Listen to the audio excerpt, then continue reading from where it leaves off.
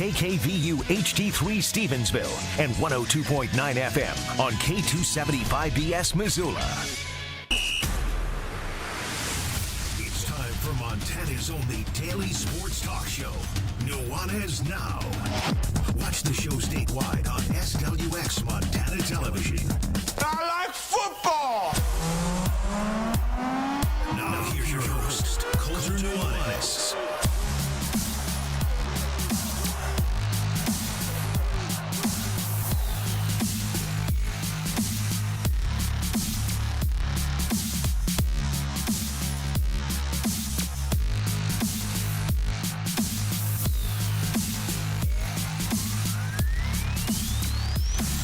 Yo, what's up, everybody? Welcome in. Nuanez Now, 102.9 ESPN Radio, SWX Montana Television, and the ESPN MT app. I am Coulter Nuanez, coming to you through the Grizzly Disposal Studio here at the Missoula Broadcasting Company. No time to waste. Got our latest Inside the FCS with Samuel Kim. That's coming up here in just a quick minute. We're also going to talk baseball because it's opening day. It's actually full opening day tomorrow, but the season begins tonight with the New York Yankees and the San Francisco Giants kicking off Major League Baseball.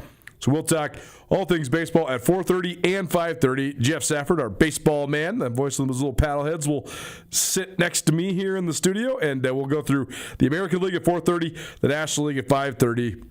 This will probably trickle into the next 2 days as well, just because I don't really know how you go through a whole professional sports league in 22 minutes, but we'll do our best, and then we'll catch up on whatever else we don't get to tomorrow and the next day as well. But baseball is here, so exciting times as, holy cow, we're already at the end of March. Who thought that was going to happen this quickly? But it certainly did. We're also going to talk some NCAA women's tournament because we haven't touched on that hardly at all. There has been hardly anything to touch on other than the top seeds have been absolutely just destroying the lower seeds.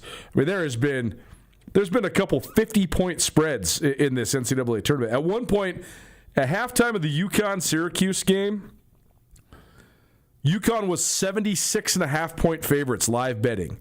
Now, Syracuse, quote-unquote, easily covered that by losing 98-40. Think of this. Syracuse easily covered a spread by losing by 58 points. It's incredible when you really think about it. We'll talk NCAA women's basketball tournament here about 4:45. We'll also give you a chance to win some free wings to the Desperado Sports Tavern and Grill. Also, top of the 5 o'clock hour, one of our favorites, but in a different capacity. Instead of being a co-host, he is just the guest, and he's bringing a couple of his players in as well. Rajim Seabrook, he is sort of our go-to guy when it comes to Friday shows most of the time. You also recognize his dulcet tones from College Game Day, but he's also the new flag football coach at the University of Montana for women's flag football. So he and a couple of players will come in studio, and it will highlight what's going on. Certainly club sports is on the rise at Montana. I think it's an interesting and I think pretty smart strategy by the university in general. It's a good way to just expand enrollment and get some out-of-state students and just drum up interest and interesting things that are happening on campus. So I think that's it's a win-win for everybody. But I think flag football particularly is intriguing because we've seen the rise of women's flag football in Montana and around the country. It's being added as an Olympic sport soon. And it just seems like there's a lot of momentum. Like I just think it's one of those sports where like there's a lot of women out there that I think could be pretty dang good at flag football that maybe just haven't had the opportunity to do it, and now they do have the opportunity to do it. So just exciting times and fun to catch up with Raj about the way that they've built this thing up and catch up some of the players about what they think of this opportunity. So there you go. That's what's coming up here on Nuanez Now, 102.9 ESPN Radio. Come to you through the Grizzly Disposal Studio here at the Missoula Broadcasting Company. Grizzly Disposal, locally owned, veteran-owned, and the only Bears that should be in your garbage. Let's roll on some football talk. Samuel Kim chiming in now here on Nuanez Now, 102.9 ESPN Radio, as well as SWX Montana Television and the ESPN MT app. Sammy joins us weekly now here on Nuanez Now to talk all things FCS football. But I have a big picture question for you first, Sammy. What, in your mind, with the new day and age of college athletics, is the proper window or timeline to give a head coach? I was thinking about this because the Lady Grizz are going through a big transition right now. Nate Harris had, objectively a not good first year. Only 9 wins for Lady Grizz. A lot of stuff coming out now that they're going to have a big roster overturn, that most of the roster is going to be turned over, and he's going to go and try to remake it with both high school recruits and transfer portal. And then I was also thinking about the Grizz football team getting several of these in-state guys, specifically in-city guys from Missoula, as of our last big report. Wins for BK, man. I mean, BK got some big wins, but I was thinking about, is he going to be the coach that these guys are going to play for? I was just thinking about coaching windows and how long you give somebody. I know Nate Harris signed a 3-year deal. Bobby Kennedy, they keep saying he's not the interim, but he's only on a 1-year deal. So it is like a tryout and a trial run. Yeah. How long do you think a coach should get? How much grace do you think a coach should get now, this day and age, when you can remake rosters so quickly as a head coach? Oh, well, let's think about Bobby Houck's first couple of years. 2018, that was not the roster that he had recruited. Some of those guys like Dalton Snead and Reed that he brought in, obviously his son. There were some players that he had brought in, but for the most part, those were Bob Stitt players. Same for 2019. A lot of the impact players on that team were Bob Stitt players. I would say even 2021, there were still a decent amount of Bob Stitt players that Bob Stitt had recruited that were on that roster. So 22, 23, I think is when you really started to get the Bobby Houck players in there. So in my opinion, when you first brought up the question, my mind immediately went to 3 years. And then as I started to think about what it really looks like to kind of recruit a player and then also develop that player, I think 3 to 5 years is really a fair time. But it's just so hard at a school like Montana, Montana State, North Dakota State, South Dakota State, because the fan base, the donors, the people who are really making the money decisions on the back end are not always willing to give a coach that type of time. Now, I think if Coach Bobby Kennedy goes 10-2 this year, makes a decent playoff run, gets to the quarterfinals, even if they lose in the quarterfinals, maybe even they get to the second round, I think that can buy him some time. But I think one thing that's such a struggle for somebody like at a school like Montana right now is because your rival is the best team in the country. So, it's so hard for people to be patient when you're watching not only your rival just win a national championship, you're then going to turn around and watch them probably go 11-1, 12-0, and if not make it to the national championship, win another national championship this year. So I think that becomes hard to deal with. But I think in order to really let a coach be effective and find out how effective they can be, 3 to 5 years to me feels like the right timeline, because you got to let them recruit the players, you got to let them get the players into the program, you got to let them develop them within the way they want to develop them, all of that stuff. So I think 3 to 5 years feels right. What do you think? Is it? I'm wondering if it's maybe a different question too when it comes to basketball and football, right? Yeah. Because basketball, we want to say that the transfer portal in football, the transfer portal has had an impact, but it's still there's still positions, especially if you're talking about the Montana schools and FCS programs, where they're almost by requirement to be developmental. Yeah. So you're not going to really get plug and play offensive linemen at the FCS Absolutely level. not. You're not. If guys are good enough to be a starter when they're a true freshman, they're not. That's not even really happening. They're probably not going to be around very long. But also, they're just going to go redshirt at Texas if they're good enough to start for you as an 18-year-old, right? Or they're going to go to Oklahoma or Ohio. What was State. Connor Moore? Was he a sophomore when he had his year? He was a redshirt freshman and then a redshirt sophomore. Yeah, so they had him for 2 years. Braden Zimmer. Braden Zimmer is a redshirt freshman, and I heard he got offered multi-million-dollar offers. I heard when I was in Bozeman last week. I heard dozens. It's hard to turn that down, man. I don't know how some of these guys turn that down, man. I don't either, man. I think that there is some stuff going around though about the lack of guarantee that comes with some of these offers. Absolutely.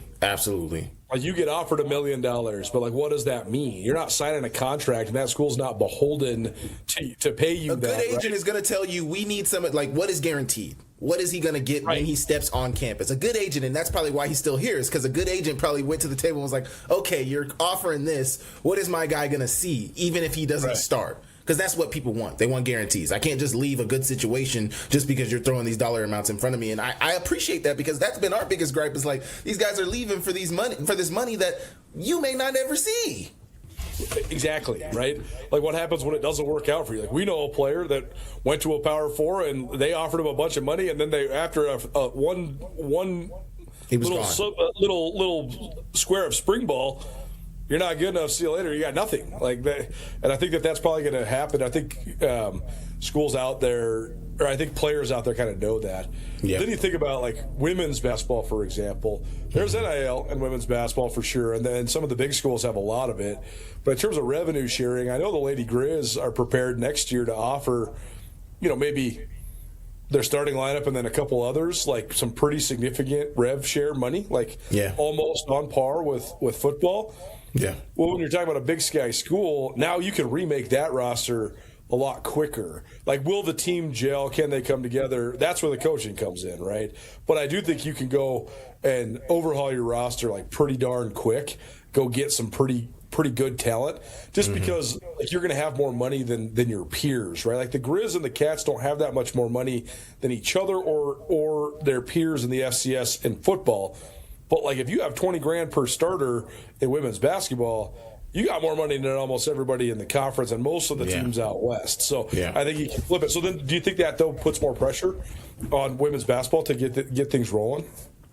Yeah, I mean, the fact that you are competing from a money standpoint, like you're one of the more wealthy programs in the conference, I think that does. But, I don't know. It's hard for me to say because I don't know much about women's basketball in terms of what the hotbed of recruiting is and, what the in-state. I know the in-state talent is pretty good in Montana. Really good, Are you winning that talent? I think I've seen quite a few players. You talk about quite a few players at Montana State who have had pretty good careers so far, and they're from small town Montana. But I mean, obviously winning in state, but that money, I mean, that does put a lot of pressure on you as a coach. If you have the most money wins right now in college athletics. I mean, you see it in the NCAA tournament right now, you're seeing it in college football right now, like you're seeing it everywhere. The money is winning. And if you're paying the most, like you see how much flack, what is it, Kentucky's getting. Kentucky had the most expensive roster in college basketball this year. What, $22 million? And what did they lost in the round of 32? What are we talking about? That can't happen, Coulter. So, yes, absolutely that puts pressure on you as a basketball coach if you are paying the most money, but also not getting the most win shares out of your program. Absolutely. Nuanez Now, 102.9 ESPN Radio.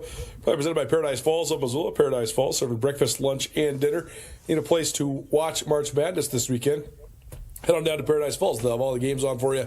Have food and drink specials all evening, Thursday, Friday, and Saturday. Paradise Falls, 3621 Brook Street, Missoula's coolest hotspot. So, can I ask you a question?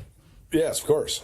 So I talked about this on Kim's analysis, but I saw a report last week that said Idaho State is going to pay $600,000 in the 26-27 school year in rev share at their school. So that's not just football, but obviously a large portion of that is going to go to football. Given that number, where do you think Montana and Montana State land in terms of total rev share in their athletic departments? Because I don't think we've seen any public data on either of the schools. I don't think a lot of schools have been publicizing that data. So where would you think both schools will be at? I think that rev share over $1 million. Yeah. Probably somewhere between, I would say between, I'm just trying to think of the rough figures that I've heard.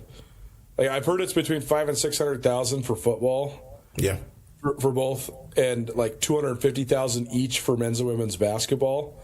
So that's 1.1 million there, and then you think that there's a little bit of rev share for soccer for the Grizz. Absolutely, Grizz soccer got to get some. Maybe some rev share for track for the Cats, because I mean they have great track programs. Yeah, I mean, should you give a little rev share to the girl who just won 2 national championships in skiing? I mean, that's pretty big time, man. Yeah. Like, I don't think people actually understand the impact of that, because sure, skiing doesn't have the big spotlight on it in college, but how often do people Google Bozeman, Montana skiing, and then if you just have like another hit when the Google search comes up and it's Justine LaMontagne and she won 2 ski national championships? I don't know. I thought that was cool, but I don't know. I'd say between like 1.2 and 1.5 million probably for between the 2 schools each. So then you said football probably around 500 to 600,000. Given that, this is something me and Keenan just talked about. Where do you divvy up that money if you're Brent Vegan or if you're Bobby Kennedy on your football program? Let's say 500,000. Who's getting what? I think that then that depends on what sort of relationship you have with your collective. Yeah, right. Montana took their collective in-house, which is fine. I think that doing it in-house and doing it out-of-house are the same. I mean, I think there's benefits to both. Yeah. But the person running the collective, then how much can they go get? How much can they go help the biggest stars get more money on top of the rev share, right? Because the way that it's going to work the best is, sure, you should pay your best guys. Like, your best guys should get your most money. But when you're talking about dividing up, let's say it's $600,000 between 100 guys, or even let's just say you're paying your top 60, that's still only about $10,000 a guy that you have to work with. And so then if you're giving 20, 30, 40 to your better players, now you got almost nothing for like the bottom half of your roster. I personally am in complete disagreement for players getting paid to exist. I think you have to have Coulter. I think you have to have some form of like community engagement. If you can go broker yourself a car deal or a truck deal or whatever, good for you. Or if you can go get yourself some commercial deals, like Taco Dollar has the deal with Taco Treat. I mean, that's how perfect is that, right? Like he gives away tacos, and Taco Treat gets people coming through their door. And that's what it's supposed to be, right? He's also probably the biggest name in the state, so totally right. But I do think maybe if you don't have that personality, if you're not a sales-oriented person, you're not a promotions-oriented person, and there's a lot of people that aren't. Mm-hmm. You still can get paid, but you have to do something for it. Even if it's not a commercial or a promotion, you got to go to the customer appreciation party at the car dealership or whatever, or you got to go to you got to show your face to the community. And so that if you're doing that, I'm cool with you getting paid too. But in terms of how I would divvy up the rev share, I think I would give slightly more to my better players, but I would also hope that then those guys can either go get their own money or have the collective help supplement. Them get good deals. Right? What do you think? How would you go about it? Man, it's interesting because, let's take Montana, for example. I think Ayat needs a decent chunk. I think Eli Gilman, a multiple-time All-American, multiple-time All-Conference player, just the most recent Offensive Player of the Year in the conference, I think he needs a decent chunk of money. I think Brooks Davis should get more than the average guy. I think Peyton Wing should get a little bit more than the average guy. I don't know. Me and Keenan were working off of the $300,000 example, and basically he said Ayat 75, Eli Gilman 100. So then you're at 175 and two players. Unpopular opinion, but I love Eli Gilman. I don't think you give Eli Gilman a bunch of your money. Why not? You think he's going to be here regardless? The position I think that you already have him. Yeah. You know what he's worth. You know he loves it here. You know he's been given the perspective of what it's going to take for him to go to the next level. Because I know Justin Green instilled that in him. Mm-hmm. I think he's a really marketable guy. He's gone out and got himself. I mean, I've done 3 NIL commercials with him. Yep. He's got press box deal. He's got, car dealership deal. He's got EliGilman.com. He's selling his swag. He's got pictures of himself. He's got a coloring book. He knows what he's doing. That's awesome. And also he plays running back. But do you not? Is piece of it not Are the Grizz a running back away from winning a national championship? No. Or are they a left tackle and a defensive tackle away from winning a national championship? Absolutely. But my question would be, maybe not 100,000, but do you not want to reward him for what he's been able to do at Montana? Right, and then what sort of precedent does that set for guys to come after him as well? But I just think there is a real NFL salary cap discussion here, right? Yeah. There's a reason that the Seattle Seahawks let Kenneth Walker walk out the door, even though he's the Super Bowl MVP. Because you can replace that production, and maybe not quite, but it's not as far away it's not as hard as it is to replace the production of Justin Ford or Alex Gubner or Paul Brott. Those are the guys you got to pay, because the next guy is not even close to as good as that guy. You know what I mean? So let me ask you this, given your opinion about it, which I don't necessarily disagree with the value of the running back, do you think Montana State wins the national championship with Colson Kuhn as the starting running back? Wow, that's a really good question. Because Adam Jones is so diverse. Dynamic, man. Yeah, he's so dynamic. I mean, he can, he's the best pass catching running back in the country, right? Yeah, and I would say. Yep. I mean, he's sick on the edge when you get the ball in space. I mean, I actually think that might even be his future, right? Yeah. As a receiver more than even as a running back, because he's more built like that. Mm-hmm. And he can run routes, man. And he's, and the fact that he was the captain of your team when he was a sophomore. Sophomore, man. Come on, what are we talking about? That boosts him up too. Well, I mean, that said, like, think of the Cats' run of running backs. Like, they lost Scotcher Humphrey and they didn't miss a beat, right? I mean, he was a first-team All-American, and it was like nobody ever left. And before him, was it Isaiah? Was Isaiah there before that, or he had left a couple years before? That was one of the subjects I wanted to talk with you about today was running backs. Samuel Kim joining us here on Nuanez Now 129 ESPN Radio, because I think that there's a lot of intrigue behind who the next running back is, right? Because like Gilman's the headliner at Montana, Adam Jones is the headliner at Montana State. Yep. But I think it's really important to see who is the guys after them, because they both. I mean, Jones has gotten like 190 carries 2 years in a row. Gilman had 250 last year, which I was think that's an aberration. We had never seen that from him. Totally, but that's also like probably the max, right? Like you don't want to give him much more than 250, 260. 18 to 20 carries a game seems like it's the sweet spot for him. Yep. Because he had a great year last year. Didn't get worn down, but like I don't know if you want to do more. So, but if you're running 75, 80 plays a game, you're throwing at 40. He's getting 18. That's still a lot more carries you got to find. And the Grizz had such a good option with Michael Wortham last year. I mean, they give him, I think he had like 75 or 80 carries. And then you also had Stevie Rocker and Malai Finoti and all those sort of guys. Yep. So start with the Grizz. How important do you think it is that they find somebody that is a reliable number 2 behind Gilman? Man, I've been a big fan of Hasheem Jones. We haven't seen a ton of him, but I think his body style. I mean, Coulter, we're talking about a kid who's probably 18, 19 years old and is bald. Like, this kid is a freaking monster. Like, this guy is willing to shave his head before he's 18, 19 years old and he's got a bald head. What are we talking about? I think this guy's going to be an absolute freak.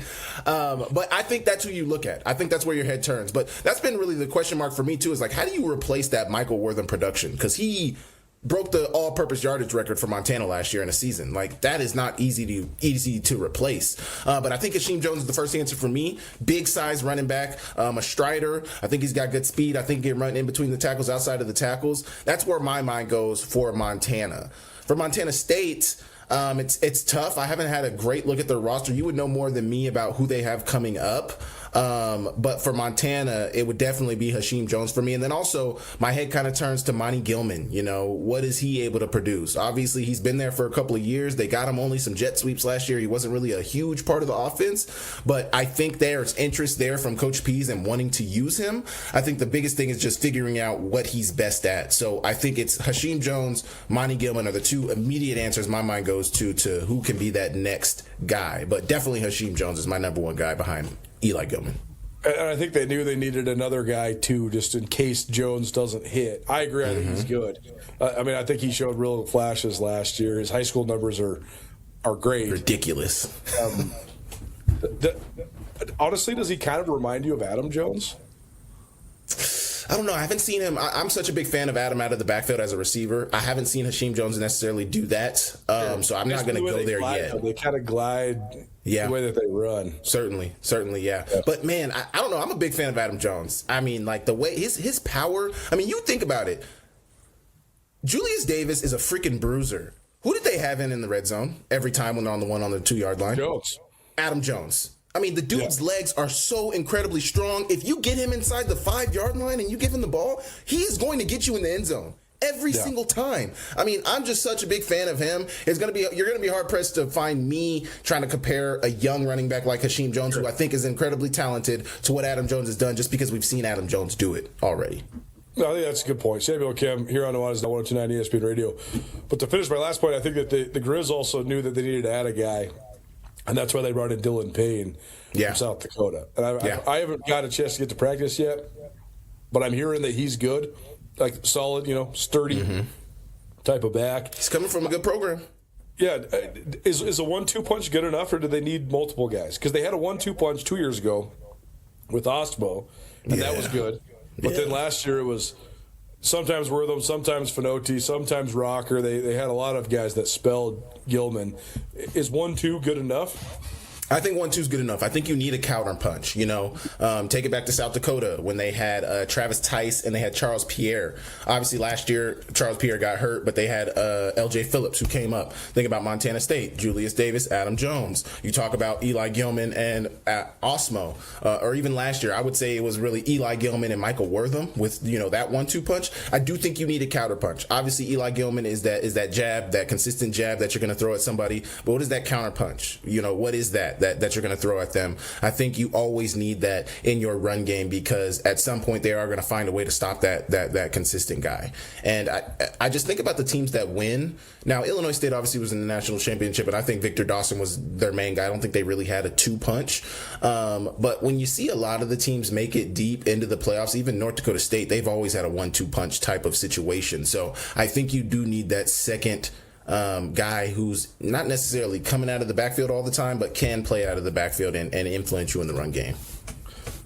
When it comes to the Cats, I think Colson Kuhn is probably the leading candidate, but I think Cale Breslin, who's a guy they brought in from Nevada last year, he's a different body type. I mean, he's like 230 pounds, so he's like a jackhammer type of guy. Yeah. I know they've been really high on Malachi Clonch, who's a kid out of Billings West, who was a redshirt last year. I don't know if he's got the size yet because, he came into college like 170 pounds. He was like a scat back type. But they kind of want him to be like, poor man's Jones, a guy that was kind of like all over the field in high school and gets the strength. But Jared White's the other guy. White it's been interesting to see. You can tell how stacked Montana State has been and how good they've recruited because they've had guys like Elijah Elliott and Jared White where they're buried on the depth chart, but then when they do get their shot, sometimes where's this guy? Right, and you're like, that guy's good, right? Like, White got his shot a couple of years ago when they were all busted up at running back, and he rushed for like almost 600 yards and 6 touchdowns. Ooh. And then, Julius Davis and Adam Jones and Scott Trey Humphrey all just beat him out. And then he thought he went to the portal for like a week. And then was like, no, actually, I like Bozeman. I'm going to stay. So now he's a senior. He could be a guy that could be a spell guy, too. So I just think it's an interesting position battle at both schools during spring ball. Not who's the running back, but who's going to be the guy that spells the all-star running back. The main guy, yeah, absolutely. Nuanez Now, 129 ESPN Radio. I was thinking about this. This is the last subject we could touch on here today. I was thinking about this the other day, too. The Grizz, when it comes to the offensive line, they talked about how they were recruiting heavily up front. And I think that's one missing gap. There was a lot of criticism of the Grizz recruiting the last several years. I actually thought they did get some really talented young offensive linemen the last couple of years, but those guys have just been sort of waiting their turn because, again, you're not going to get guys that can play right away. But I do think they have some guys on their roster that have been sort of waiting their turn. Mm-hmm. How important, I know we don't have to talk about the specific guys. I know we don't have the list right in front of us, but how important is it that at least a couple of those guys for them hit? And what does it say if they do, and what does it say if they don't? Because I've thought about this a lot, but the way they've managed their offensive line in recent years. I think it's really important that they hit. That to me has been one of the main missing factors for Montana. Now, we're talking about an offense that put up, on average, 38, 40 points a game. Like they were number 4 scoring offense in the country last year. So, they were still extremely explosive. But the consistency in which you can run the ball, especially on the Cats, especially on the better competition in the country, you need that. Now, a majority of their problems, I would say, were on the defensive side of things the last year.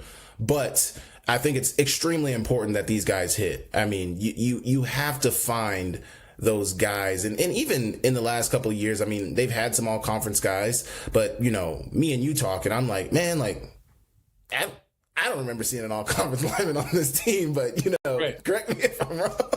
Totally.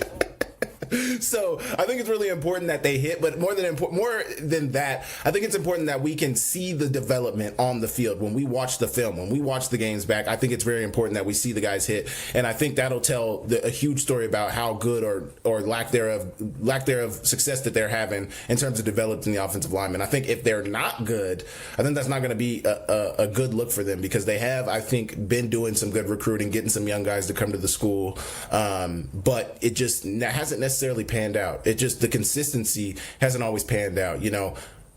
Ayat's ability to stay protected in the pocket hasn't always been there. So I think it's extremely important. I think it's extremely important that the offensive line works out, and that the coach that they've cycled, the last 4 seasons now, they've had a new coach every year. I think it's important that guy's able to get his claws into these guys and be able to get them to do and play the way he wants them to play. For sure. I mean, I knew Chad Germer because we used to be able to interview assistants way back in the day, and Coach Germer was here at Montana way back in the first stint. And so I sort of know his philosophies. But then I didn't know anything about Joe Pavlik. Never talked to him a day in my life before. He was in and out and gone. I talked to Norcross a couple times at golf tournaments, but never interviewed him, so never got a chance to see his philosophy either. But I do know Brent Meyer's philosophy a little bit, the new offensive line coach for the Grizz, because he's coached at Weber State. Yep. And he's always had a similar philosophy to what I sort of believe, and that is once a guy has the mass and the strength, like once he's put in the work in the weight room and he has his body is, he's up to 290 pounds and he has the weight room numbers, then the next step is you got to just throw him in there. Like if that guy is a high-profile guy that you believe in his talent and you believe in his pedigree and you believe in the work he's done, you got to just sink or swim. You got to throw him in. It's the same thing we said about Ayat. Let him sink or swim. Throw him out there. You got to throw him out there. And so that's why I think this is going to be such a fascinating case study, because the Grizz did bring in a fair amount of transfers to sort of stem the tide. But if guys that have been in the program, like Lucas Freitas, for example, or Austin Bueller, if those guys can rise up and be good, even if they're just okay at first, I think you got to just roll with them. I mean, Zimmer was not good at first, and then he went from at Montana State. Braden Zimmer was swimming. He was drowning and then treading water and then swimming, and then he was dominating by the time the year was over, right? I mean, he's the highest graded offensive lineman in FCS football by the time that thing was all said and done. Got to let him learn on the job, man. Right? Like you beat everybody in the Northwest for Freitas. He's 6'5", 315. So now, as a redshirt junior, it's got to be time. Like, he's got to be a dude. I mean, Beeler was the number 1 offensive line recruit in the state out of Helena Capital. Again, redshirt junior. Time's now. He's got to be good. And they have a whole bunch of other young guys. But I just wonder if there's just a change in philosophy that then can accelerate development. Because I think that's one thing that changed so much about Bobby Hauck. He went away from the sink or swim, throw the guys in there. They just went so portal heavy on the line, and they hit on some guys. Like A.J. Forbes was good. Great. But A.J. Forbes was great. They only had the one Brandon Casey case study, right? Like everybody else that was good was a transfer. Leo Brown, I guess, the guy they brought in and developed, and he was good. Yep. But mostly it was Chris Walker and Cannon Pampholoff, and again, guys that were fine to good players, but I just feel like it's a lot more tried and true philosophy at the FCS level if you can have sort of the bring them in, develop them, throw them to the wolves, let them learn. Yeah, and you need to develop that at Montana. Like, you need to start developing talent. Look at the teams that do it successfully. They are not bringing guys in through the portal. They are developing guys that they recruited to their school and developing them within their program. It just hits a little different. I don't know why, but Montana State did it that way. North Dakota State does it that way. South Dakota State seems to do it that way. Like, all the top teams in the country are doing it from within development. They are not. Now, maybe they're bringing in a transfer or two. Maybe those guys are playing. But for the most part, the big impact players that you see on all these offensive lines are guys that they brought in for the program and developed them from a pup. Samuel Kim here on Nuanez Now, 102.9 ESPN Radio, inside the FCS, probably presented by Paradise Falls. You can catch us on either Wednesdays or Thursdays during the first hour here on Nuanez Now. Appreciate you chiming in, bud. Thanks for doing it. Yeah, appreciate you, man. Inside the FCS, probably presented by Paradise Falls of Missoula. Paradise Falls, located at 3621 Brook Street. They have breakfast, lunch, and dinner, and a variety of food and drink specials. Great place to watch the NCAA tournament when the action returns tomorrow. Check out Paradise Falls on the south side, Missoula's coolest hotspot. Baseball time. Jeff Safford in studio. Next, keep it right here, ESPN Radio. The Press Box is the place to watch all your favorite sports. In the heart of Grizz country, Press Box has great food and drinks with happy hour and lunch specials every weekday. Don't forget, Press Box has the best happy hour deal in town, Monday through Friday, between 4 and 6, $3 draft beers. That's right, any draft beer at the Press Box, from domestic light beers to IPAs to everything in between, $3 drafts between 4 and 6, Monday through Friday at the Press Box. Press Box also has 2 sports bet machines, so you can always get your bets in before the game starts. The Press Box on Broadway and Van Buren in Missoula. Call Calling all runners, joggers, and walkers. Start your race season off with the 54th annual YMCA Riverbank Run on Saturday, April 25th. Wind your way through downtown Missoula and the beautiful UM campus with the 1 mile, 5K, 10K, or trifecta. There's a race for everyone, and you support the Missoula Y. The Riverbank Run is sponsored by Providence and benefits the Missoula YMCA. The YMCA Riverbank Run, Saturday, April 25th. Sign up today at riverbankrun.org. No matter what you can imagine, no matter what you can possibly dream, no matter what your heart desires, Jewelry Design Center can make it for you.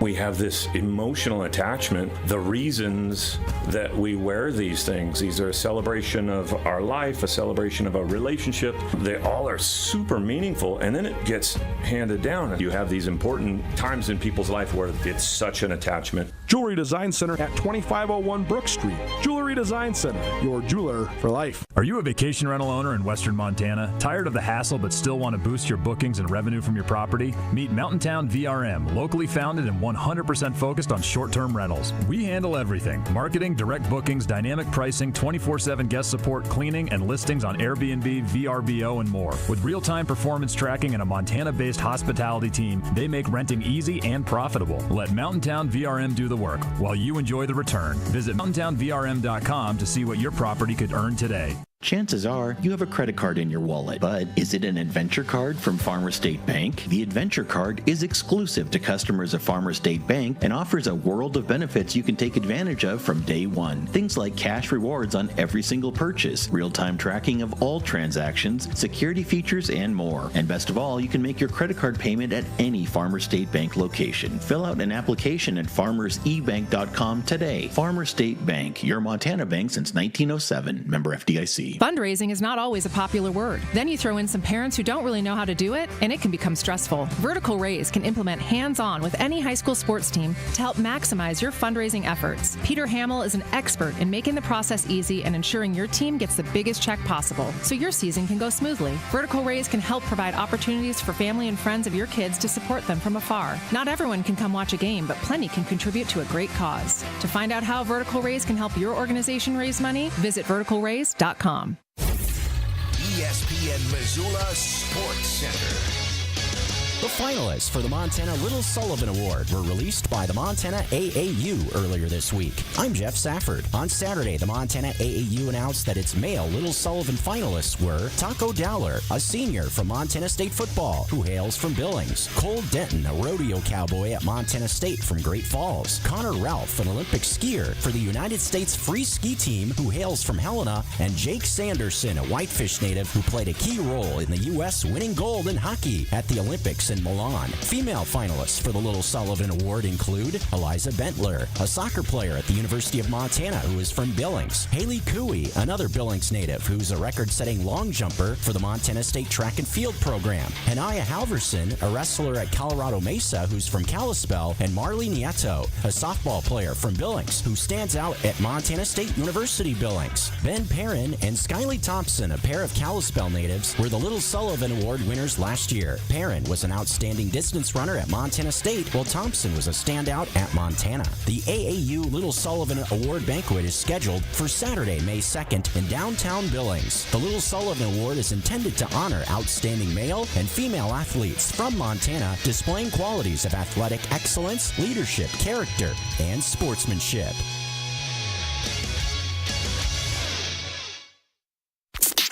This is Nuanez Now on 102.9 ESPN Radio Missoula.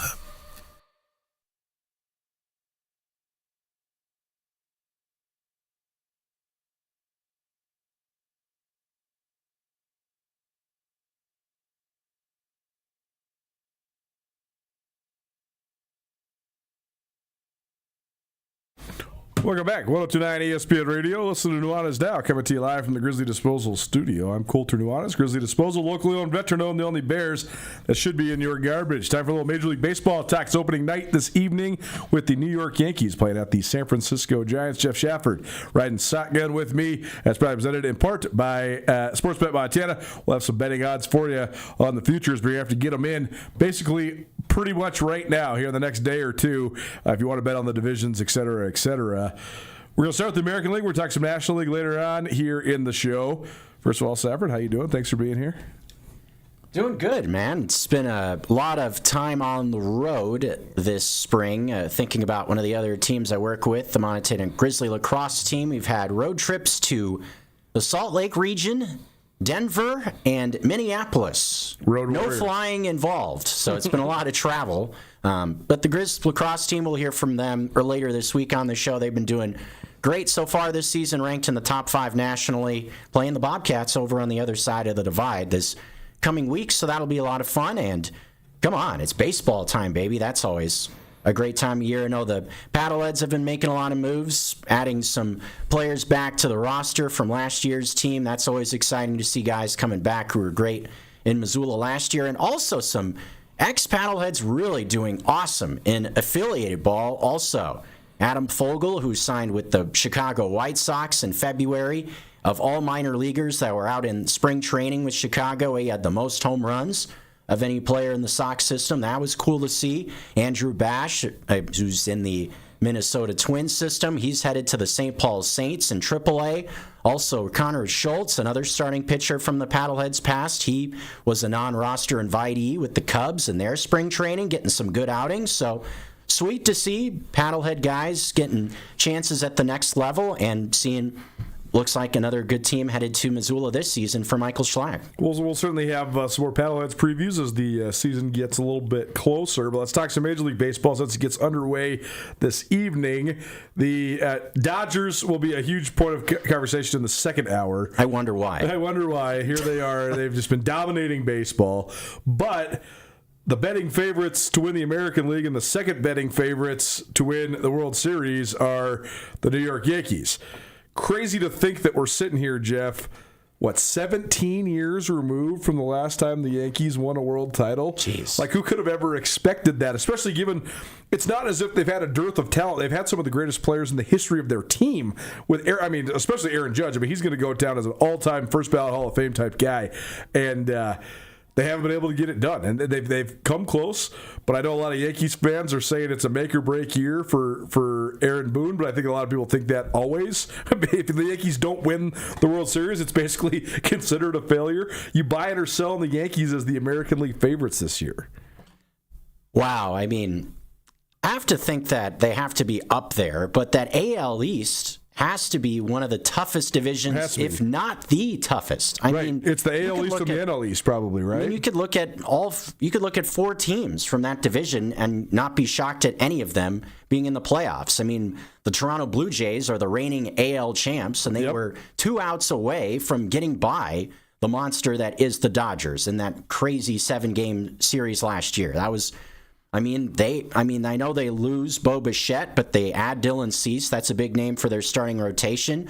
And the Boston Red Sox, they're another good team that, despite all the drama with Rafael Devers last year getting traded and all that kind of black cloud around the front office, they still were able to win 90 games. And I really like their starting rotation as well, adding guys like Suarez and Sonny Gray, the veteran formerly with the St. Louis Cardinals. I like their starting rotation, and I think even the Baltimore Orioles, who have been a bit down these last few years, they still have a good amount of young talent. And Camden Yards, that should be a sweet area to go see a baseball game. They just added this big giant jumbotron there at Camden Yards. That's always a tough yard to go win baseball games. So, I mean, that's just going to be just thinking about the Yankees, it's definitely a team that in that division you have to think is the favorite. You still got Aaron Judge, Garrett Cole, a full season back after being injured a bit last season. It's big. And the rest of that vaunted lineup.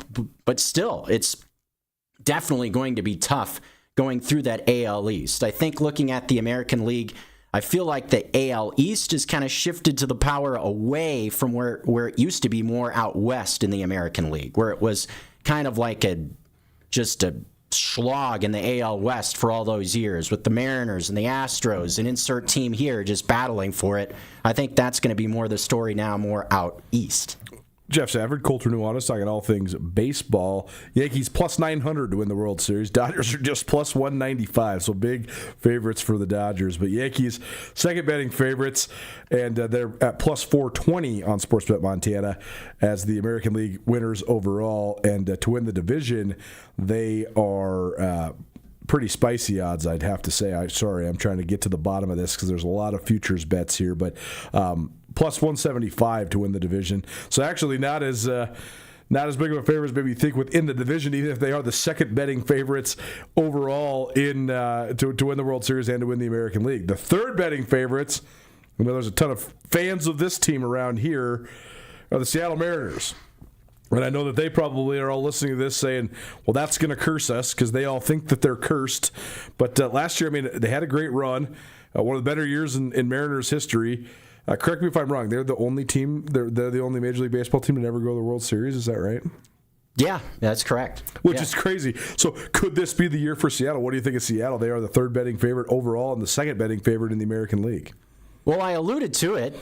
Their roll through their division is definitely going to be easier compared to, say, the Yankees or Boston in the AL East, because it's very possible, even if a team like the Yankees is a favorite and they make it to the playoffs, maybe they don't win the division and they have to go through the wild card round. And we've seen if teams end up in those wild card series, those best of threes, anything can happen. Totally. If you run into a Skubal or insert awesome starting pitcher here or your offense doesn't roll for a game or two, your season's done. So I would think that the Mariners are in a good spot where they're the heavy favorite to win that AL West. The Houston Astros definitely are down from where they've been in recent years. Yep. The Texas Rangers, I think they might be able to maybe rekindle a little bit of that magic they had from a few seasons ago when they won the World Series. They still have plenty of money on that roster in terms of talent, so that might be a team to watch potentially as a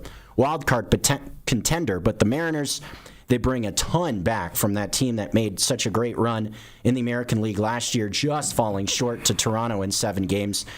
I mean, you want to look at their starting rotation. I would take any one of those 5 dudes and put them in any rotation in baseball. You add guys like Andres Munoz, who's awesome in their bullpen. I really liked what they did shoring up the middle of their infield, adding Brendan Donovan in the offseason. You put him next to Josh Naylor, Julio Rodriguez, Cal Raleigh. All of a sudden, that's a pretty solid-looking lineup when that's been kind of a story around that team the last couple of years. Pitching staff is just carrying the offense. I see a lot more balance in their offense going back to the trade deadline and going through the offseason. So, I definitely buy the Mariners as a team that could definitely make it through the American League and get to the World Series. Well, it's funny the consistency of the narrative around the Mariners for so long. They've had good to great pitching ever since they moved into Safeco Field in the late 1990s. And maybe it was early 2000s. Either way, it's been 25-plus years. Great pitching. The last time they had like an incredibly deep lineup, like a great hitting team, they broke the Major League record for wins in a single season, but that was a long time ago. But they've been starting to build the offense back up. So certainly, if they can hit at an average to above average level and pair that then with a pitcher's park and the fact that they have a good staff and they got a superstar to carry the way in the big dumper, Cal Raleigh. It's going to be interesting to see if they can live up to expectations. Jeff Safford here in studio with us, talking all things Major League Baseball. We sort of touched on the teams in the AL East, but the Toronto Blue Jays are the American League defending champions. And you mentioned that they lose Bo Bichette, but they do have most everybody else back.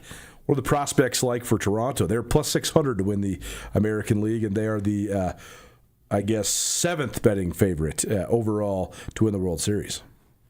Man, 7th seems a bit low for me, especially thinking about how close they were to upending that monster that was the Dodgers, the proverbial head of the table, a team that's seemingly invincible going into that World Series. And by the way, they just get better thinking about what they add in free agency this season.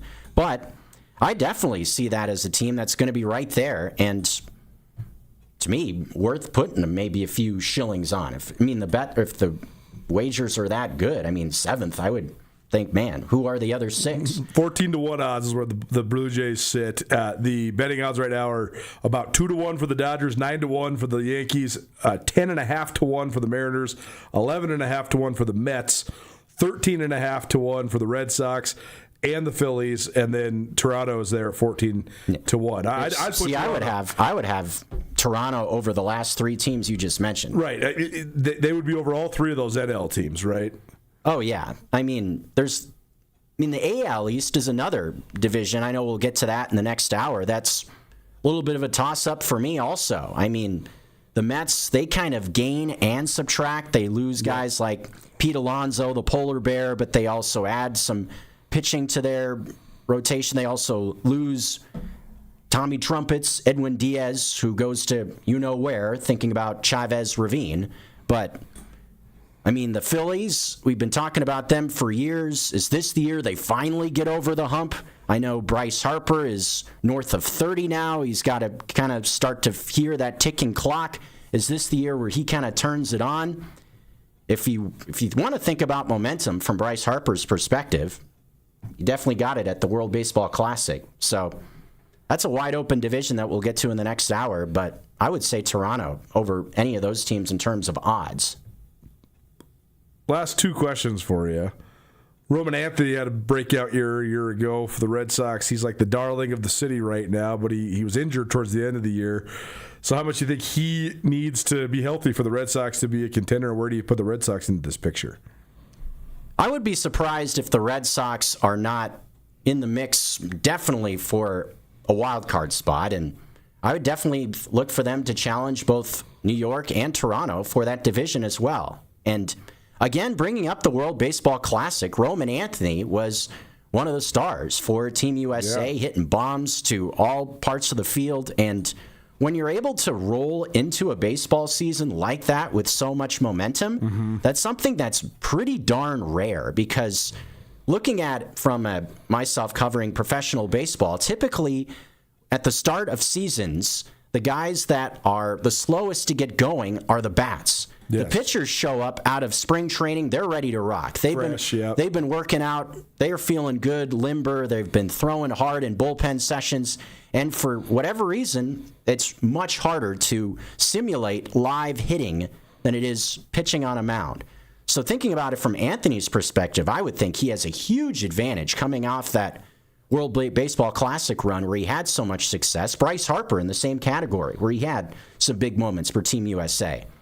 But it's always interesting to see those young guys who are kind of the up-and-comers. Yeah. Can they take that next step? And can they take the attention, too, right? And it's especially true in the huge markets where people are baseball-obsessed, right? Like, Boston has crazy fans. Oh, gosh. And they've already anointed this guy as, like, the king of the city. And he's only been, like, a true superstar-type guy for, like, 3/4 of 1 year. So I just wonder if he can handle the pressure. And to bring it more back to the Mariners, you could even make the argument that folks are still waiting for more out of Julio Rodriguez as well. Totally. Oh, no question. He gets the massive contract. He's had these big moments of success, but is he that bona fide, just top 5 superstar?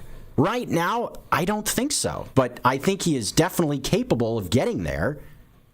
And the question is, does he take that proverbial next step, just like Roman Anthony? All right, let's do some picks then. AL East, who you got? Who you taking?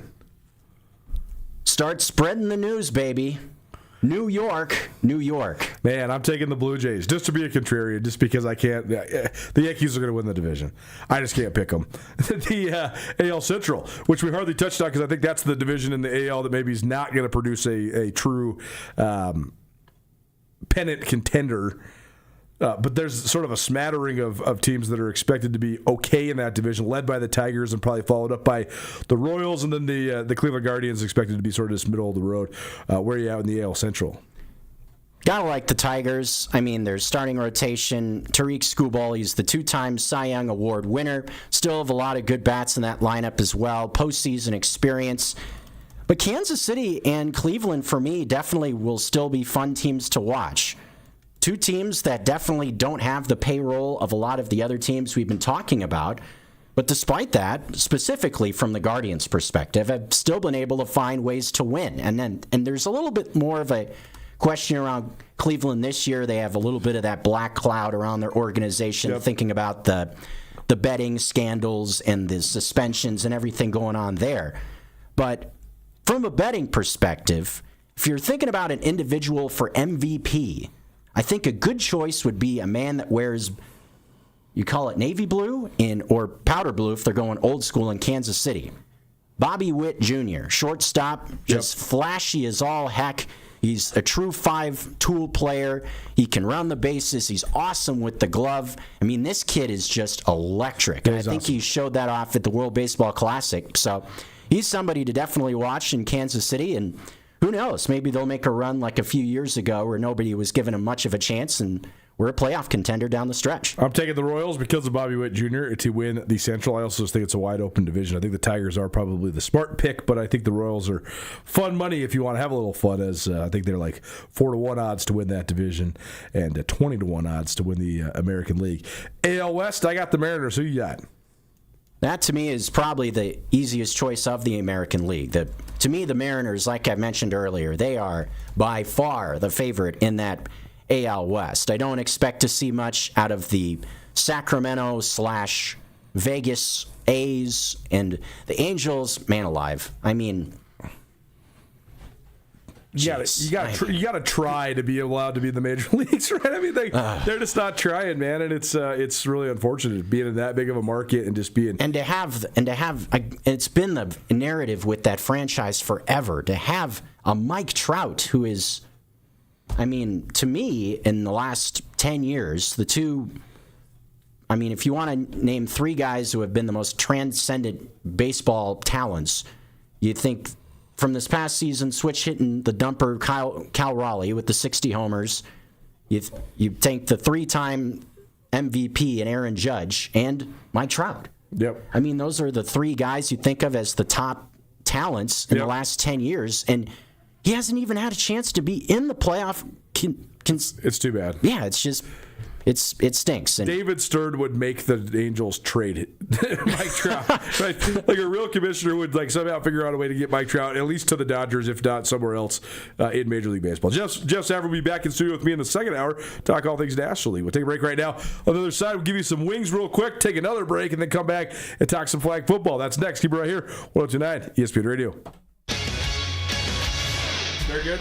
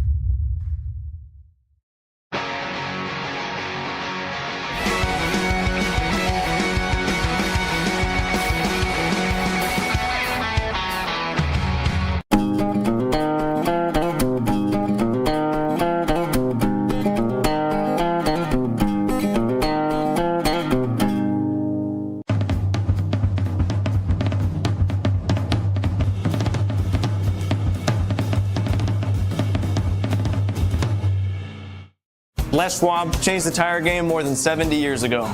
Today, we still believe you should get more from less. Like more hustle, less hassle. More of the best service around, less of the runaround. Because we include America's best tire warranty in every tire we sell. So you get more unbeatable warranty, less charging you extra.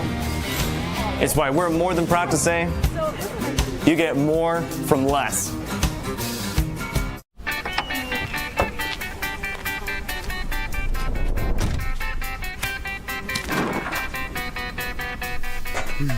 What do you expect me to say to her? She's getting married in 30 minutes. We're doing everything we can. John, can you hear me? John.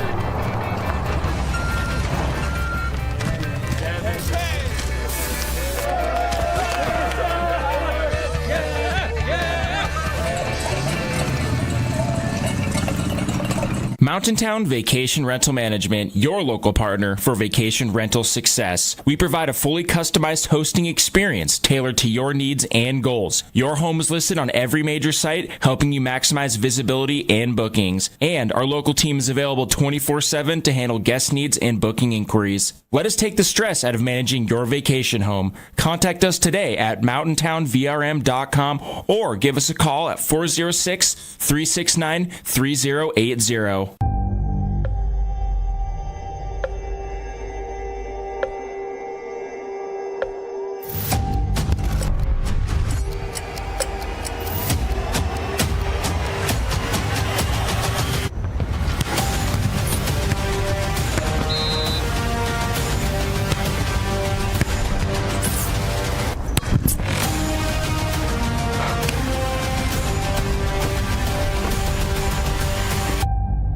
Coolest hotspot.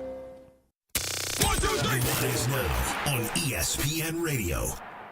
Actually.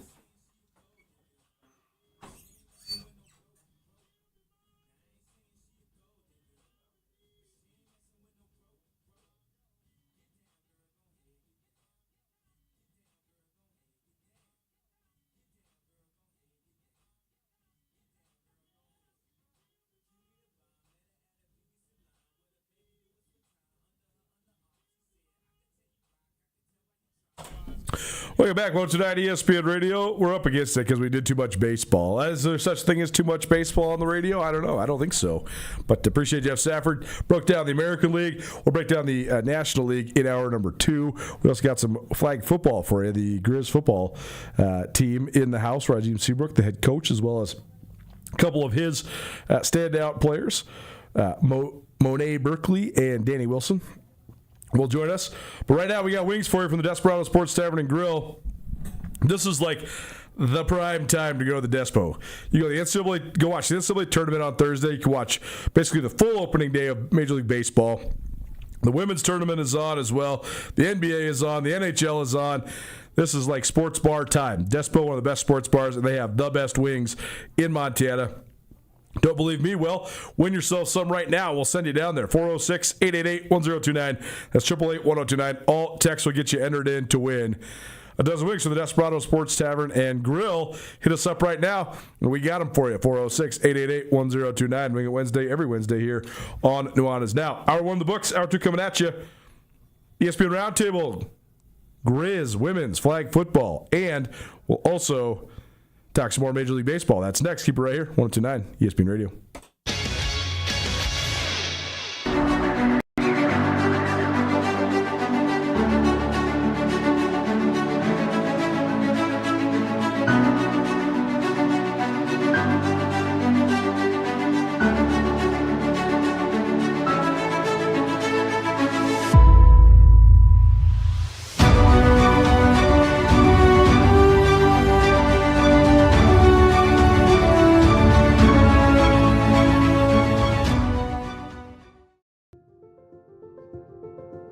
Life can change in an instant. If you've been hurt in an accident, suffered from medical negligence, or are facing criminal charges, you don't have to face it alone. At Ryan Miller & Coburn, we're here to listen and fight for you. We're your neighbors, traveling across Montana to stand by your side as your link to justice. Real people, real help, right here in Montana. Ryan Miller & Coburn, your Montana attorneys. DeMorris Buick GMC is ready to help you safely travel Montana's scenic roads in comfort and style. Stop by DeMorris today and test drive some outstanding SUVs. Right now, take advantage of closeout pricing on the exceptionally designed 2024 Buick Envision with models starting at $39,795. Don't miss this opportunity. Go to DeMorris.com to preview our inventory of 2024 Buick Envisions and then pay a visit to DeMorris Buick GMC on West Broadway in Missoula, your family-owned hometown dealership for over 60 years.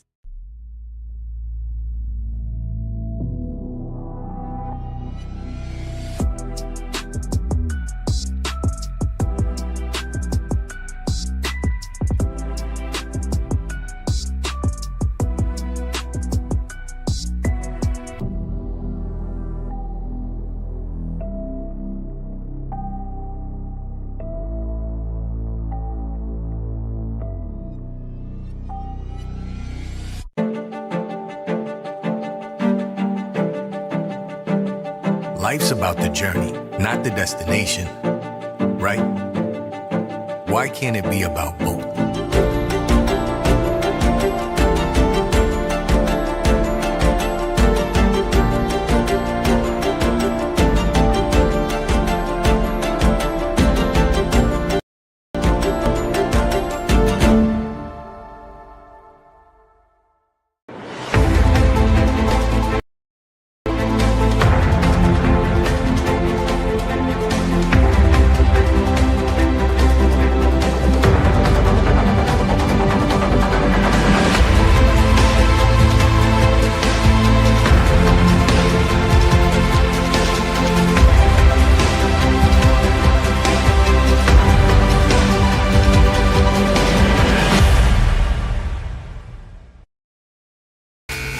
ESPN Radio for Western Montana, KKVU HD3 Stevensville, and 102.9 FM on K275BS Missoula. ESPN Missoula Sports Center. The finalists for the Montana Little Sullivan Award were released by the Montana AAU earlier this week. I'm Jeff Safford. On Saturday, the Montana AAU announced that its male Little Sullivan finalists were Taco Dowler, a senior from Montana State football, who hails from Billings; Cole Denton, a rodeo cowboy at Montana State from Great Falls; Connor Ralph, an Olympic skier for the United States free ski team, who hails from Helena; and Jake Sanderson, a Whitefish native who played a key role in the U.S. winning gold in hockey at the Olympics in Milan. Female finalists for the Little Sullivan Award include Eliza Bentler, a soccer player at the University of Montana who is from Billings; Haley Cooey, another Billings native who's a record-setting long jumper for the Montana State track and field program; Hanaya Halverson, a wrestler at Colorado Mesa who's from Kalispell; and Marley Nieto, a softball player from Billings who stands out at Montana State University Billings. Ben Perrin and Skylie Thompson, a pair of Kalispell natives, were the Little Sullivan Award winners last year. Perrin was an outstanding distance runner at Montana State, while Thompson was a standout at Montana. The AAU Little Sullivan Award banquet is scheduled for Saturday, May 2nd in downtown Billings. The Little Sullivan Award is intended to honor outstanding male and female athletes from Montana displaying qualities of athletic excellence, leadership, character, and sportsmanship.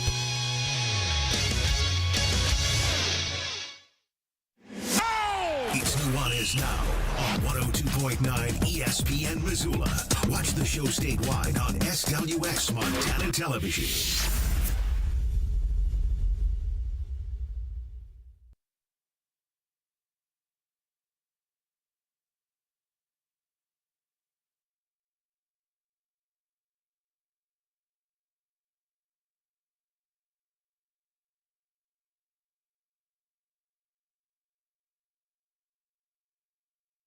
Welcome back.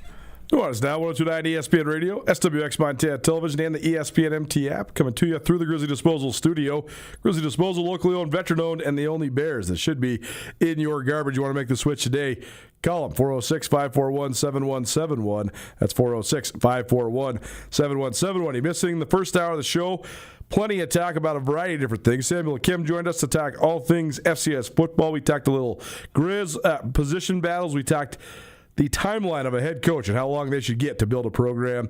And we also talked a little bit of Lady Grizz basketball as well. We also heard from Jeff Safford talking all things American League. Jeff will sit in the seat with me in hour number 2 as well. We'll talk National League with opening day of Major League Baseball coming your way here in just about an hour, actually. San Francisco and the New York Yankees open the season this evening. All that, you can find it on the Nuanez Now podcast, which is available on all your various podcast hosting platforms. Time now for our ESPN Roundtable. It's probably presented by Stockman Bank of Montana. We have a trio of folks in studio to talk all things Grizz flag football. The Grizz about to embark on their inaugural season next Saturday. Or excuse me, this Saturday. Yeah, this Saturday, 3 days from now.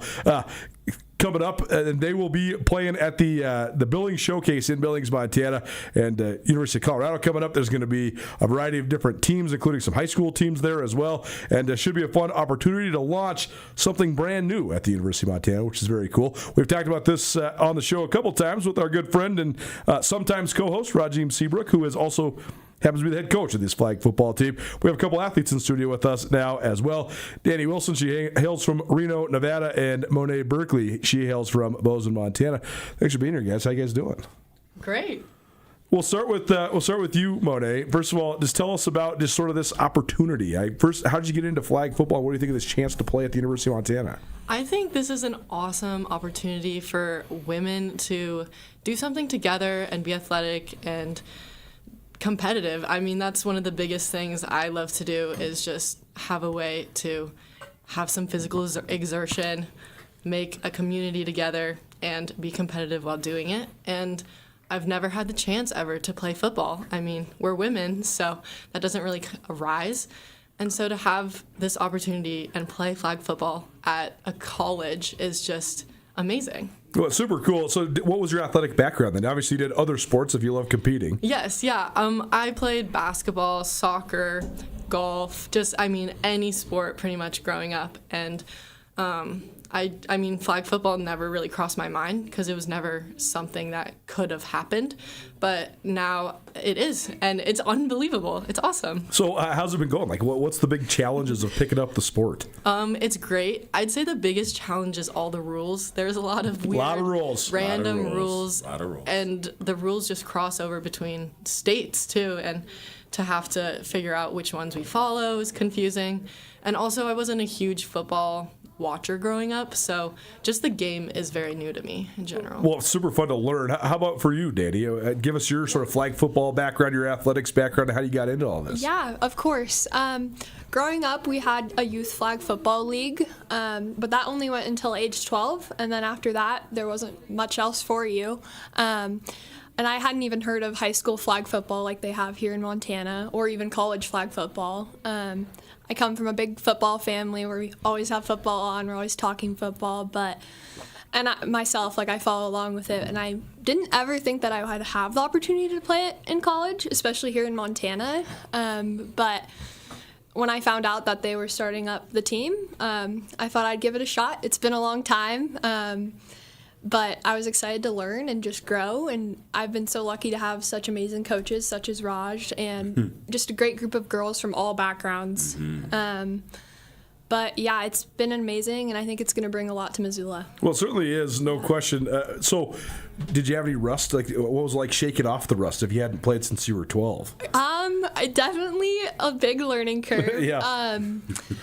And then I fractured my foot just 2 months ago now, so that's put a little bit of a hold on things. But all better now? Yeah. Good. Yeah, but shaking off that rust, it's a lot different. I played with boys growing up, and so now I'm playing with girls. It's different. Learning curve. Well, Rajim, you've been coaching for a long time, but this is sort of a relatively new endeavor for you. You coached high school level, but now sort of diving into it with these young ladies. What's the process been like, and what have you thought just the way they've been able to pick this up, sort of at least start to master the nuances of the game? Well, first of all, how you doing? And good afternoon, Missoula. Yeah, good to see you, man. It's weird to be here on a Wednesday and not on Freestyle Fridays. I know, right? Shameless plugs, folks. You know how I roll. For me, that's a dual response. The process behind the scenes has been grueling. I am losing hair follicles by the day. I this morning, I texted Tucker at 3:30 because I was up trying to get things ready for this trip, but also watching film on our opponents coming after. But the process with these young ladies and with my co-coaches and with people like Tucker, it's been an amazing process. They are hardworking. They are diligent. They're paying attention to detail, and I asked them to get 1% better when they're not at practice, and I see the leaps and bounds, between each practice, the ability to lock in and pay attention to the details and do what's needed to kind of keep us moving and not get bogged down due to having to be overly repetitious. So the process has been beautiful. Honestly, the way the team is going right now, the process is being guided by them. As far as us as coaches, we have an idea, we have a vision, and we have how we want to do it, but they're guiding us. So we're guiding our offense, we're guiding our defense by what they do, as opposed to hey, adhere to this construct and this structure. And with Sam and with Jenna and with young women like Danny and Monet, things are going really well. And for a club team doing what we're doing with our schedule in its first year is unheard of. So let's keep rolling. ESPN Roundtable, probably presented by Stockman Bank of Montana. Stockman Bank invites you to experience the Stockman difference as a family-owned community bank with locations throughout Montana. Stockman Bank, committed to enriching the lives of Montanans and helping communities succeed. What that means to you is your money stays in the local economy, supporting your friends and your neighbors. Let Stockman Bank show you Montana's brand of banking. So compare and contrast high school, Sentinel, now with the Grizz Gals. I mean, is there a big difference in the game and the speed of the game, all that sort of stuff? Yeah, yes and no, because they're both teams are highly athletic. A lot of them are quick, most of them are fast. The ability to lock in on just football on the collegiate level is the biggest difference. I don't have to deal with multiple teachers. I don't have to deal with parents. I don't have to deal with administration. Because you had a ton of multi-sport athletes, right? You had gals that were playing 2 sports in the same season, right? 2 sports in the same season, or 3 if they were on a travel team. So, like, having that removed is really great. And then the other part is just, dealing with an older adult mind. Like being able to give criticism and feedback, and that's exactly how it's received, and there's less need to try to develop the social emotional development growth within the game that you're doing on the high school level because of that maturation that these young ladies have. And then by proxy alone, they 18 of them, makes me more mature too, because I got to be on point. So there's just this reciprocated energy between us that allows us to just kind of, I don't know, ladies, you can speak for it or speak against it. I don't want to take up too much oxygen in the room. Well, let's go there then. I mean, how would you just sort of describe, Danny, how this team has come together so far? I think it's been amazing to watch. We do a lot of team bonding, dinners, just hanging out, throwing the ball on the oval, and I feel like that's made us come together. And I think it's all just us getting to travel now together. We're just all pretty good friends, and I feel like we have a good team chemistry going on. Monet, what would you say are some of the emerging strengths? Can you identify any yet of the team? I'd say some emerging strengths between us all is seeing how people rise in certain practices or scrimmages, because sometimes maybe certain players might be low energy or unable to celebrate or something, but everyone else always has each other's back and will pick each other up whether we know each other very well or not, and so that's really wonderful. It's also been super awesome seeing how the quarterbacks have developed. They've been better about like getting to understand how fast we run, how to do the meshing when the running back goes across, all those little things. And it's really inspiring to see how we've gotten so much better over these practices, because now I can expect a perfect pass to me because they know how fast I run and they know the routes. And so it's really cool to see everything just lock in. Team speed? Does he think that's going to be a weapon? What's up, son? Like you can't coach it, but I sure as heck love having it in the back and the front pocket. I would say pound for pound, we're probably one of the quickest teams, and which almost mirrors Sentinel. Speed kills, and we not only we quick, but we're really fast, and we have a lot of agility on our team. And what I love too is we have such a diverse type of athlete. Some athletes are short, squat, and quick. Some are tall, long, and lanky. Like, we have such a diverse skill set and ability and so many different traits that if you watch film on our practices, it'd be really hard to try to decipher who's who and what's what, which is great, because individually they all shine, but collectively they're radiant. You know what I mean? So I look forward to putting the to test it against the Buffs of Colorado. And we know the ladies of the 406 will come out on top. Rajim Seabrook in studio with us, as well as a couple of his flag football players at the University of Montana, Danny Wilson from Reno and Monet Berkeley from Bozeman. So, Monet, what do you think of this now? Not just season opener, but like inaugural game for the program, right? Multiple games coming up this weekend, Saturday and Sunday in Billings, including against the University of Colorado, 6 p.m.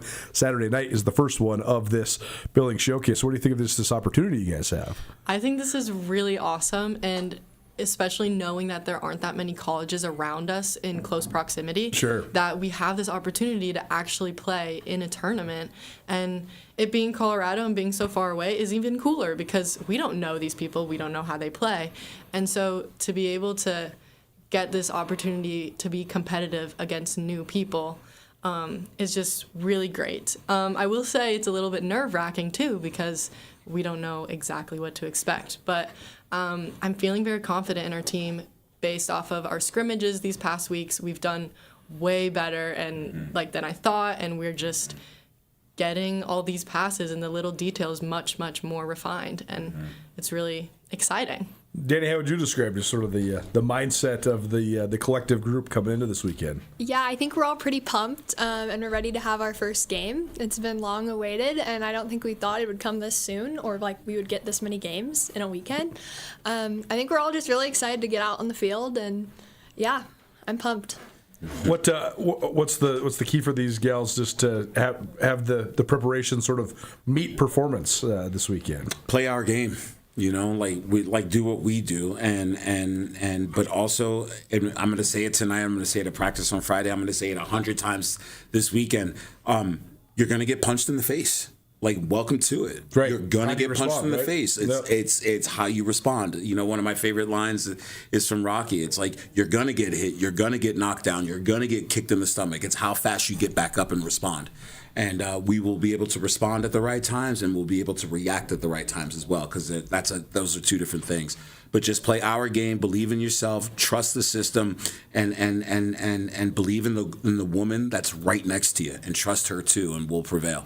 Everything else will come. Well, cool opportunity too, because there's going to be some Montana All-Star teams from the high school ranks that are going to be here as well. So, Mo Day, what do you think about that part? Just sort of spreading the brand and spreading the game to some younger up-and-coming flag football players. I think it's really important to show them that they can continue on playing, especially at the college level.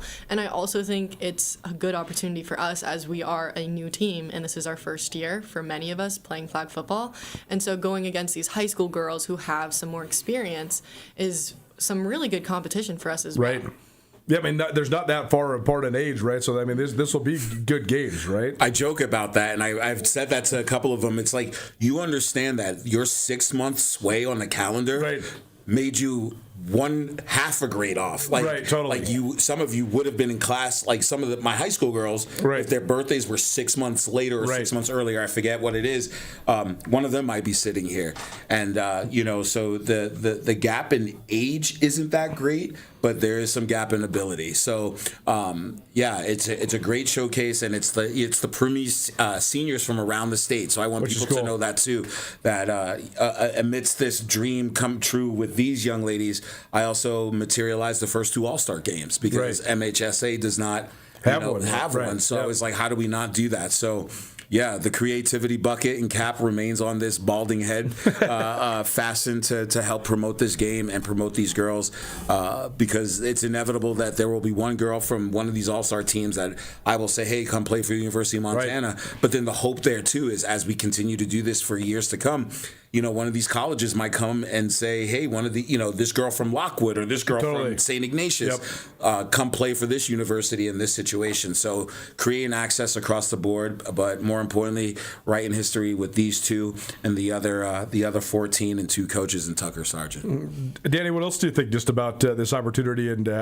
sort of what's going to produce success for you guys this weekend? I think our mindsets are going to be huge this weekend. It's our first game. We're traveling.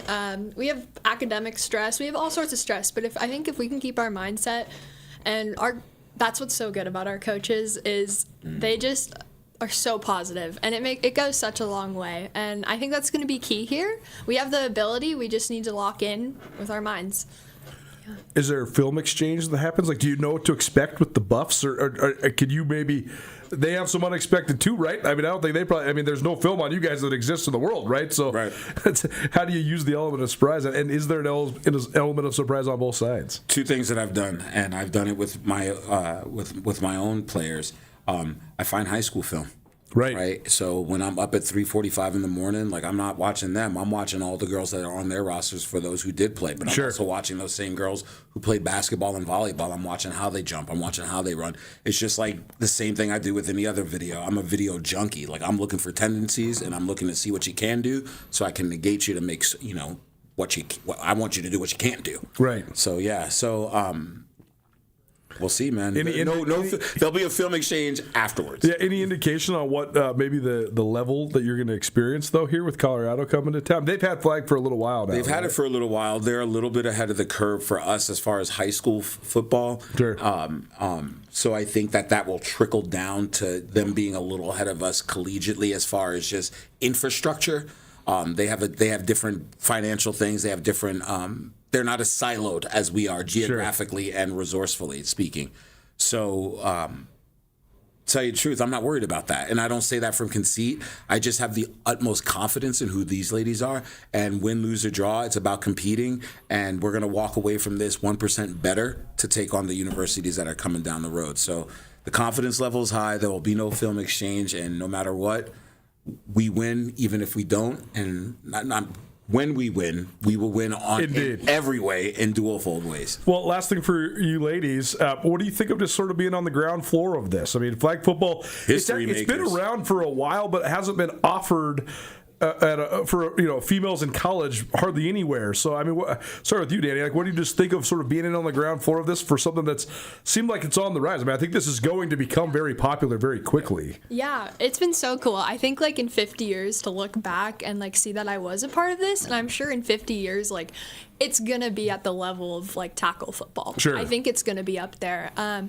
Even just right after we started our team, it seemed like everybody else wanted to get in on the action, and it's just really cool to see that even if I haven't been able to play with my foot, like I'm still contributing, and I'm excited to see the future of this team. And I think we have the right people to do it, the right team, the right coaches, and the right like people that want to fundraise and help us out. And I'm excited. I think it's going to go really big, though. This isn't going to stay small. No doubt. What do you think, Monet? Just the fact that you guys are sort of blazing a trail, at least at the University of Montana.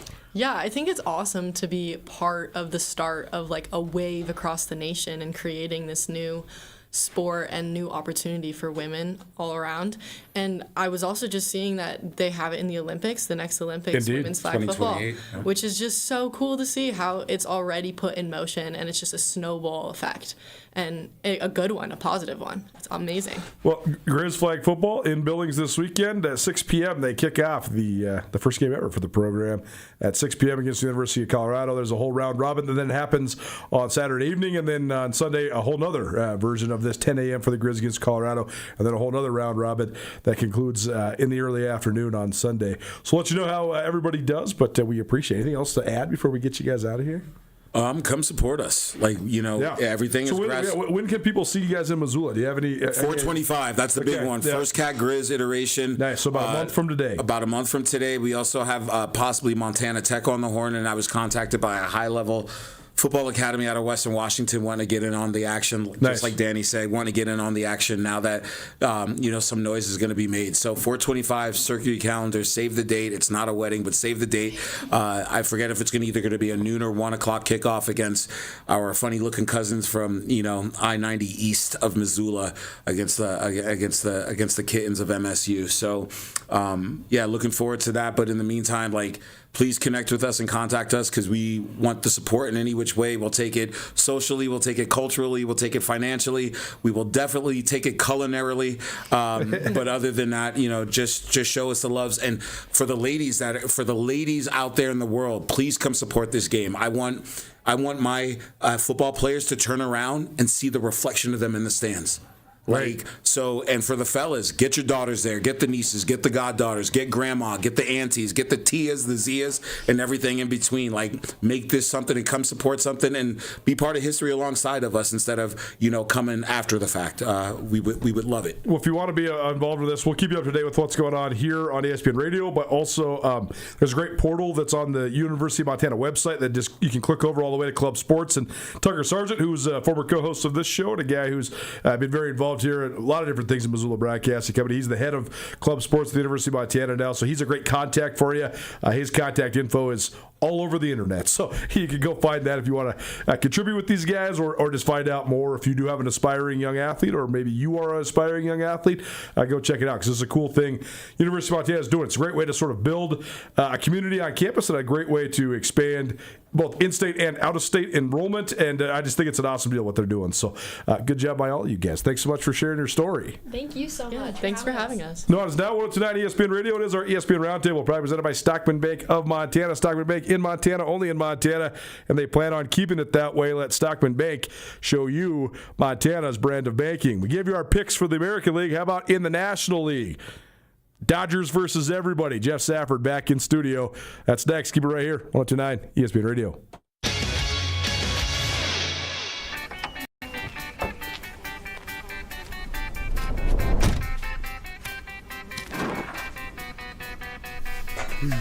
What do you expect me to say to her? She's getting married in 30 minutes. We're doing everything we can.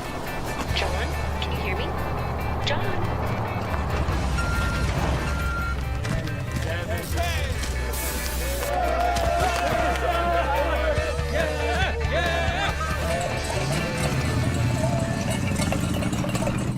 At Shields, we're anglers, endlessly seeking and refining techniques. We're hunters and storytellers, because we've been out there.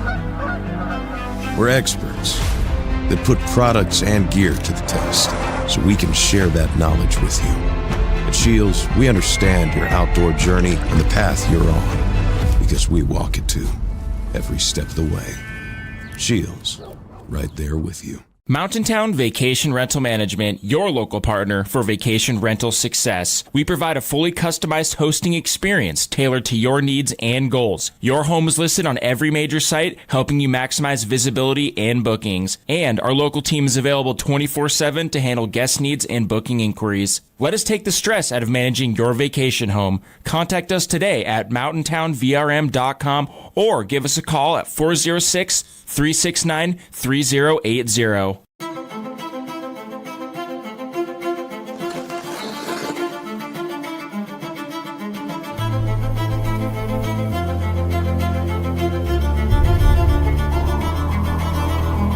The rare moments in life, they're not just few and far between. They're meant to be treasured.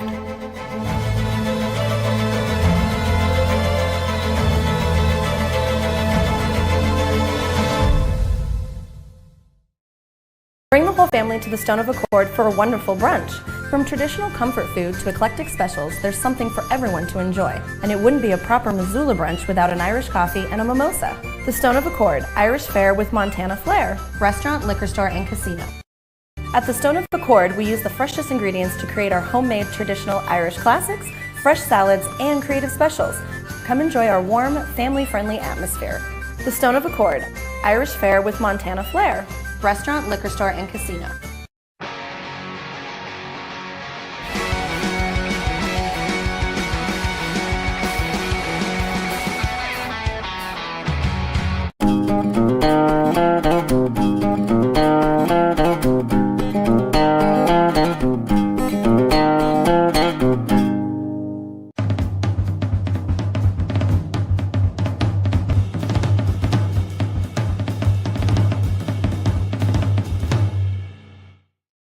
ESPN Missoula Sports Center. The finalists for the Montana Little Sullivan Award were released by the Montana AAU earlier this week. I'm Jeff Safford. On Saturday, the Montana AAU announced that its male Little Sullivan finalists were Taco Dowler, a senior from Montana State football who hails from Billings; Cole Denton, a rodeo cowboy at Montana State from Great Falls; Connor Ralph, an Olympic skier for the United States free ski team who hails from Helena; and Jake Sanderson, a Whitefish native who played a key role in the U.S. winning gold in hockey at the Olympics in Milan. Female finalists for the Little Sullivan Award include Eliza Bentler, a soccer player at the University of Montana who is from Billings; Haley Cooey, another Billings native who's a record-setting long jumper for the Montana State track and field program; Hanaya Halverson, a wrestler at Colorado Mesa who's from Kalispell; and Marley Nieto, a softball player from Billings who stands out at Montana State University Billings. Ben Perrin and Skylie Thompson, a pair of Kalispell natives, were the Little Sullivan Award winners last year. Perrin was an outstanding distance runner at Montana State, while Thompson was a standout at Montana. The AAU Little Sullivan Award Banquet is scheduled for Saturday, May 2nd in downtown Billings. The Little Sullivan Award is intended to honor outstanding male and female athletes from Montana displaying qualities of athletic excellence, leadership, character, and sportsmanship.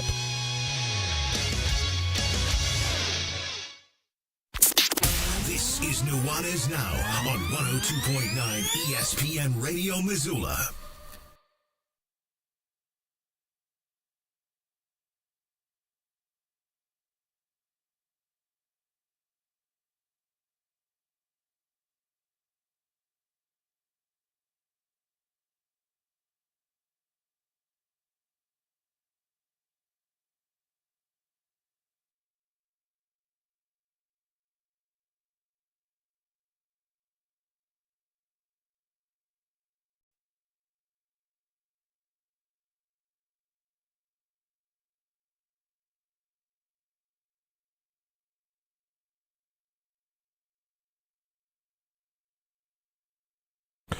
Welcome back. 102.9 ESPN Radio, SWX by Ted Television, and the ESPN MT app. Colter Nuanez coming to you through the Grizzly Disposal Studio. Grizzly Disposal has one bin recycling for you. They can pick it up at your house a couple times a month. Want to add the service or make the switch? Call 406-541-7171. Grizzly Disposal, locally owned, veteran-owned, the only Bears that should be in your garbage. Jeff Safford joining us here in studio.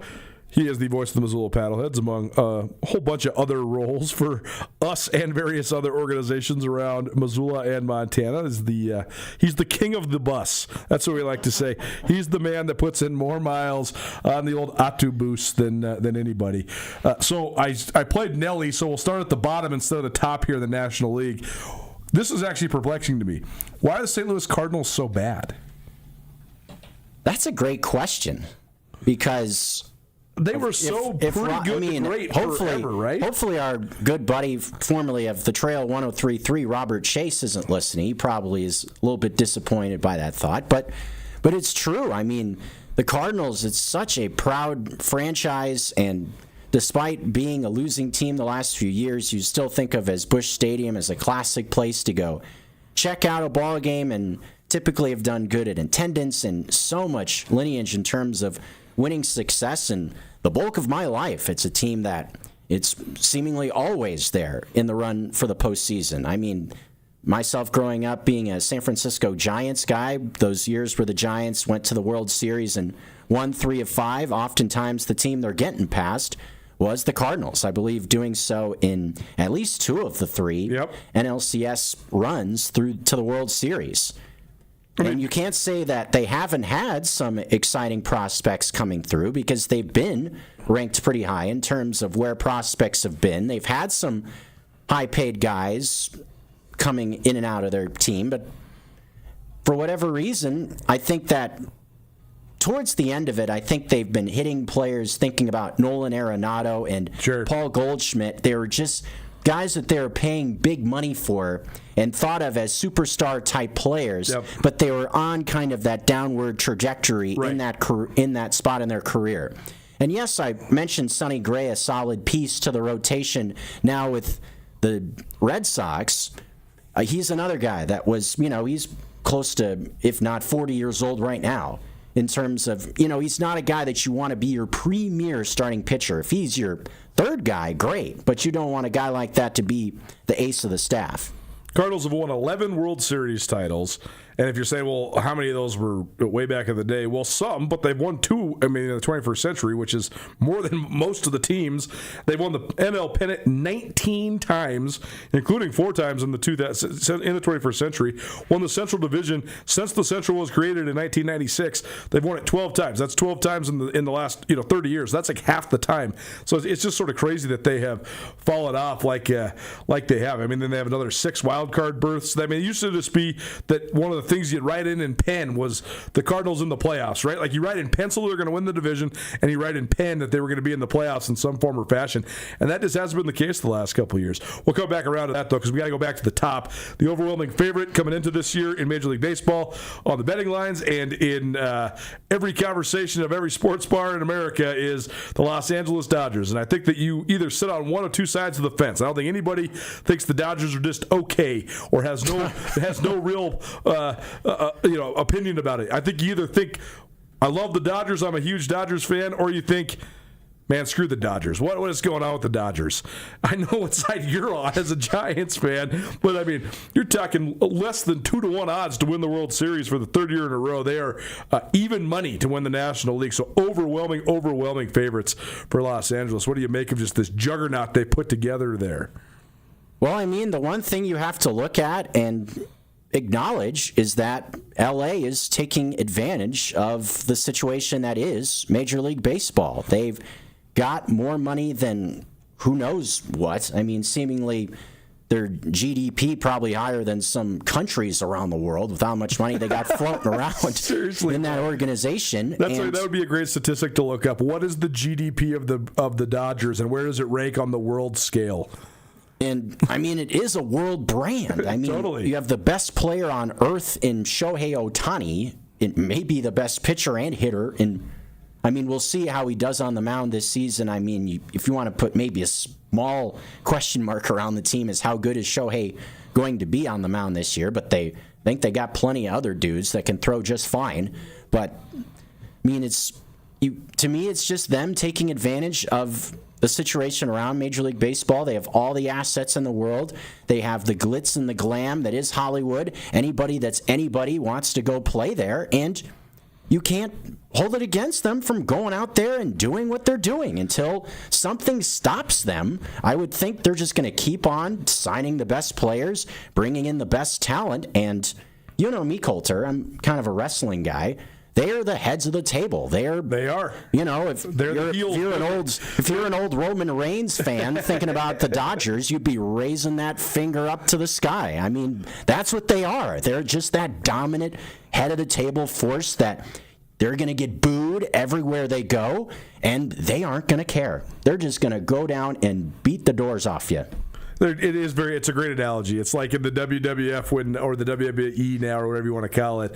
Like when the champion is a heel, but they keep him because it's just such a huge rallying point for the crowd because everybody knows who they're rooting for, not the champ. It's just like with the Dodgers, right. And they're loving it. They're reveling in it. What could it take to derail the Dodgers? Like, is it going to take one of these big market teams rising up and matching them in terms of the amount of money that they're spending, or what's it going to take to derail this train? Or are we just going to be watching the same movie over and over again for the next handful of years? Well, the Blue Jays, I mean, they, like we talked about in the last hour, they were right there against LA, and it's not like they didn't spend much money. I mean, Vladimir Guerrero Jr., they've loaded up on other young prospects and been very active on the free agent market, and you know, they're definitely in that upper echelon of spending. But I think a team that's going to have to take them down, I think the biggest thing that for me I'd want to look at of how you would beat the Dodgers is a team that has just shut down pitching. I mean,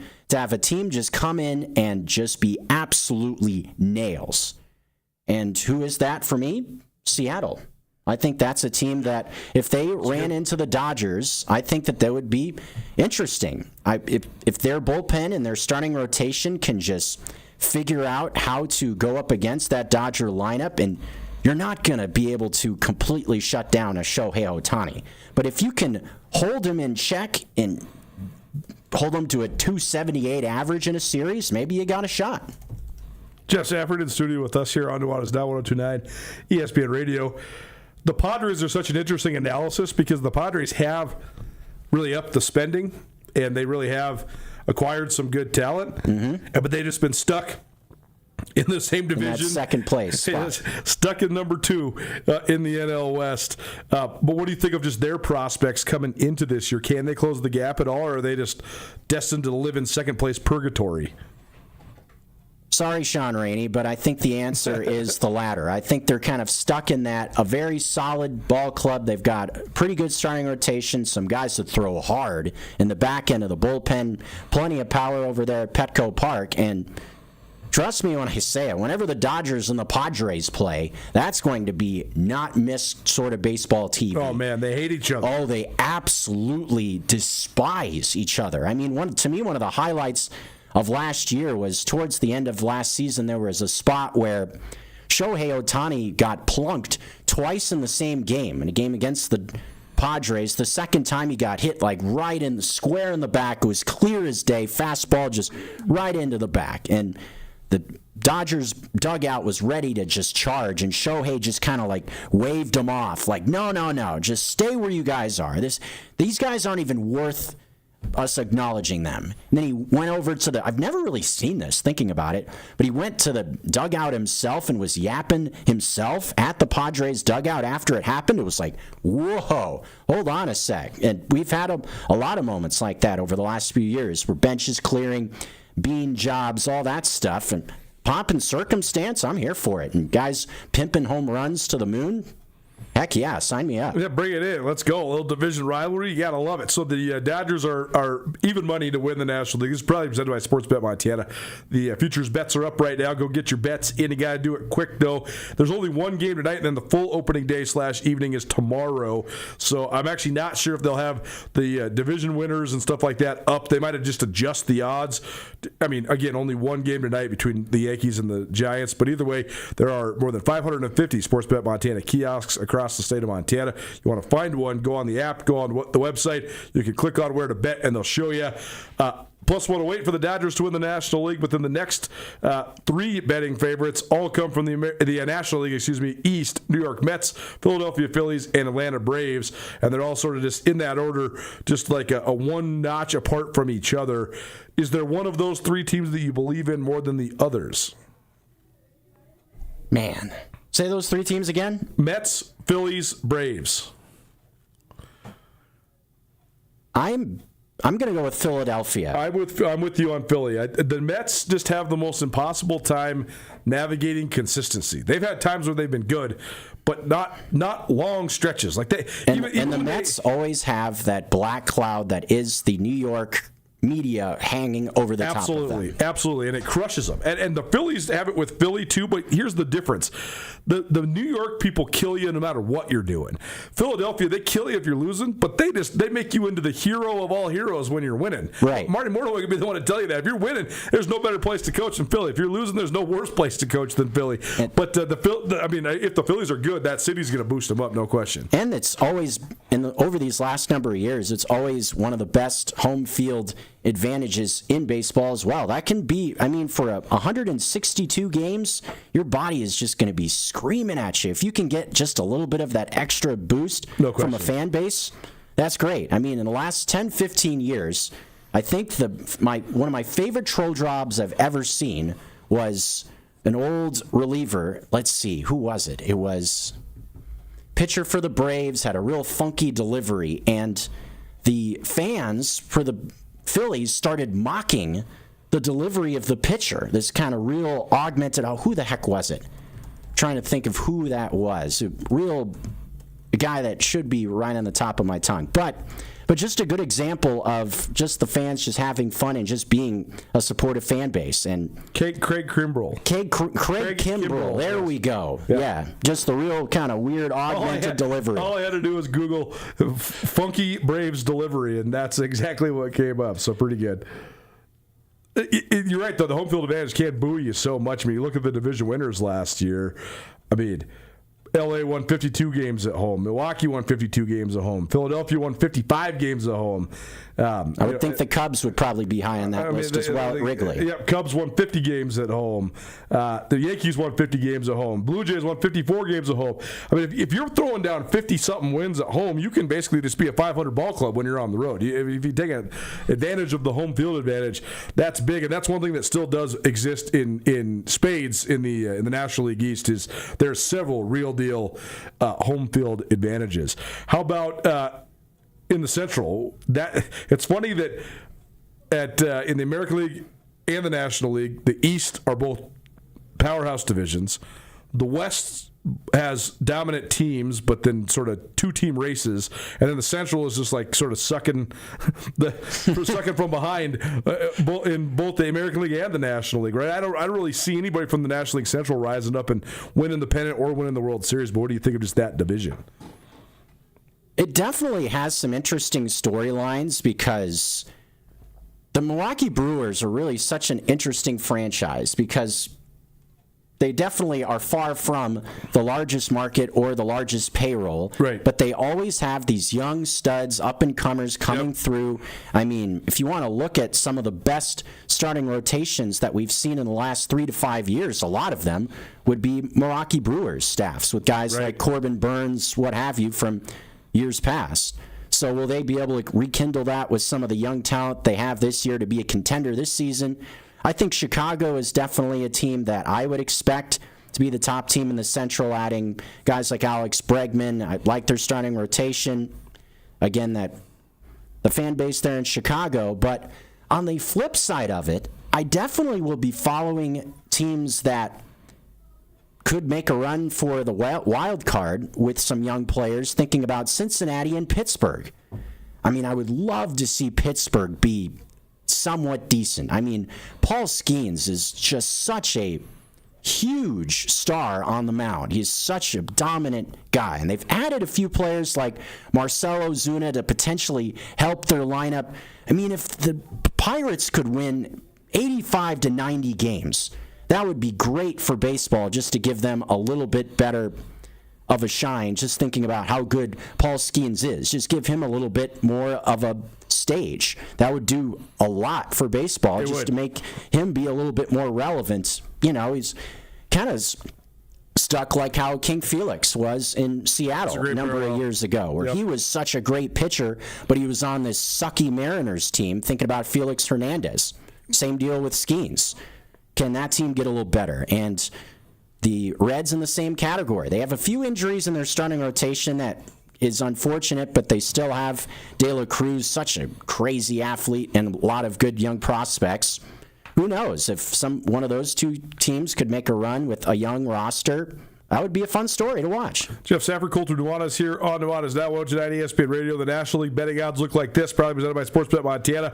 Plus 108 for the Dodgers to win the National League. Plus 650 for the New York Mets. 750 for the Phillies. 850 for the Braves. And 850 for the Cubs. And then it jumps big time. 15-1 for the Brewers. 16-1 for the Padres. 23-1 for the Reds. 25-1 for the San Francisco Giants. And then on down the line. We only got about 60 seconds. Let's go rapid fire. Who you taking in the National League West? Same as everybody else in the whole world, right? Got to be the Dodgers. Got to be the Dodgers, yeah. All right, how about in the Central, who you taking? Go Cubs, go. Hey, Chicago, what do you say? Cubs are going to win today. It's got to be the Cubs, and then the East is the one that's the tough one to pick. I think you're leaning Phillies. I think I'm leaning Phillies. Yep, that's exactly right. Good. Well, we will circle back to this and give you month-by-month updates as the Major League Baseball season progresses. But get those futures bets in, and thanks to the expert for sharing his expertise here on Nuanez Now. Come back, take you home on the other side. Don't change that down. Keep it right here, 102.9 ESPN Radio.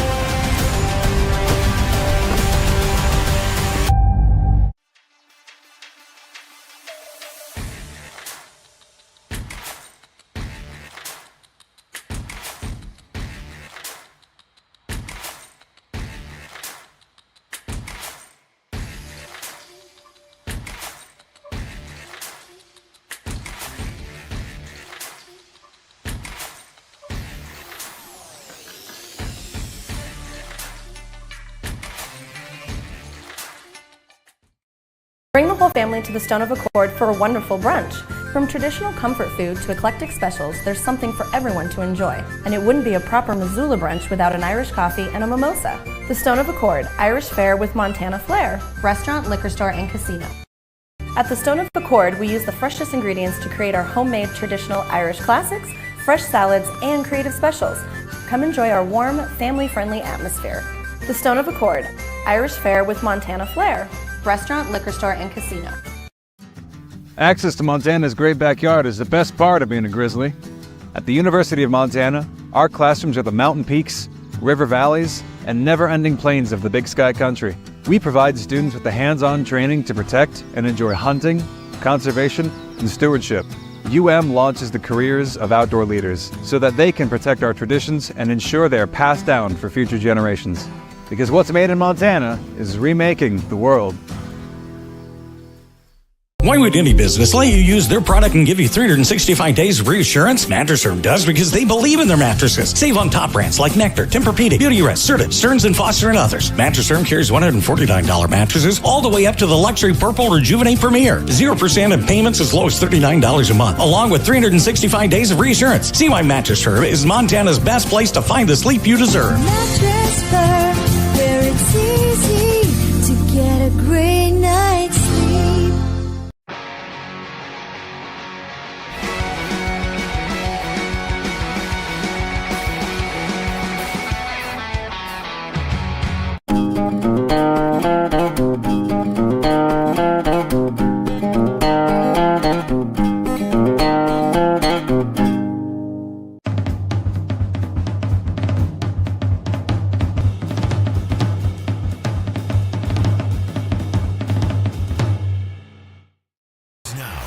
ESPN Radio.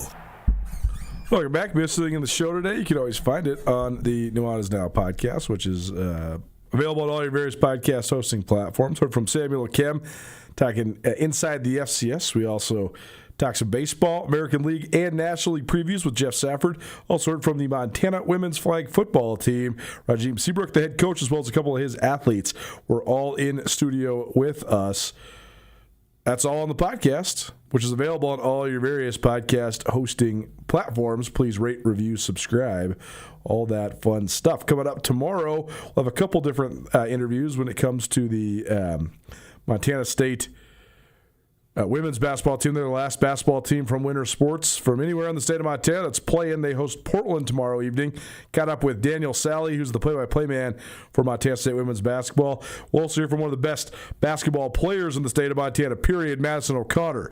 Most of the interview will center upon her unbelievable run through the Class B state tournament. She also happens to be a future Bobcat, though. So catching up with her, I know she just got back from a trip, so I've been trying to connect with her, but certainly we'll get that on the books for you as well. And whatever other fun we can get to, especially when it comes to the big dance. We are into the Sweet 16 starting tomorrow. I got a big night coming up tomorrow. Only about two teams in the Calcutta I participated in. I got Houston and I got Arkansas. They both play tomorrow evening. So I will be certainly sweating it out, hoping that one or both. I got to have Houston win tomorrow. No question. If Arkansas can spring the upset, though, against Arizona, that'd be pretty big time. But certainly help send me some good vibes so we can see if we can take home the bacon. Quick news brief for you. The portal, the NCAA transfer portal, it doesn't officially open until April 7th, but here's how this works. Agents that are either trying to or do represent players leak information to people in the media, and then those people report on things. So even if a player, like, you can't, quote-unquote, enter the portal until April 7th, but there is now intends to enter the portal, tweets going around all over the place, including for Brooklyn Hicks, who had a nice stretch run to his season this last year for the Montana Grizzlies. I actually think that's a big loss. I think that he was one of the key pieces I thought Montana needed to keep. Thought he came on strong down the stretch. So we'll keep you up to date as the portal churns. Colton Mitchell, who's an all-Big Sky guard for the University of Idaho, there was tweets about him intending to go in the portal, but then he reached out to some media and actually went on the record and said, I don't know what I'm doing yet, so maybe that one's up in the air. But he was certainly one of Idaho's best players. We'll have full updates for you tomorrow. See you at 4 p.m. Nuanez Now.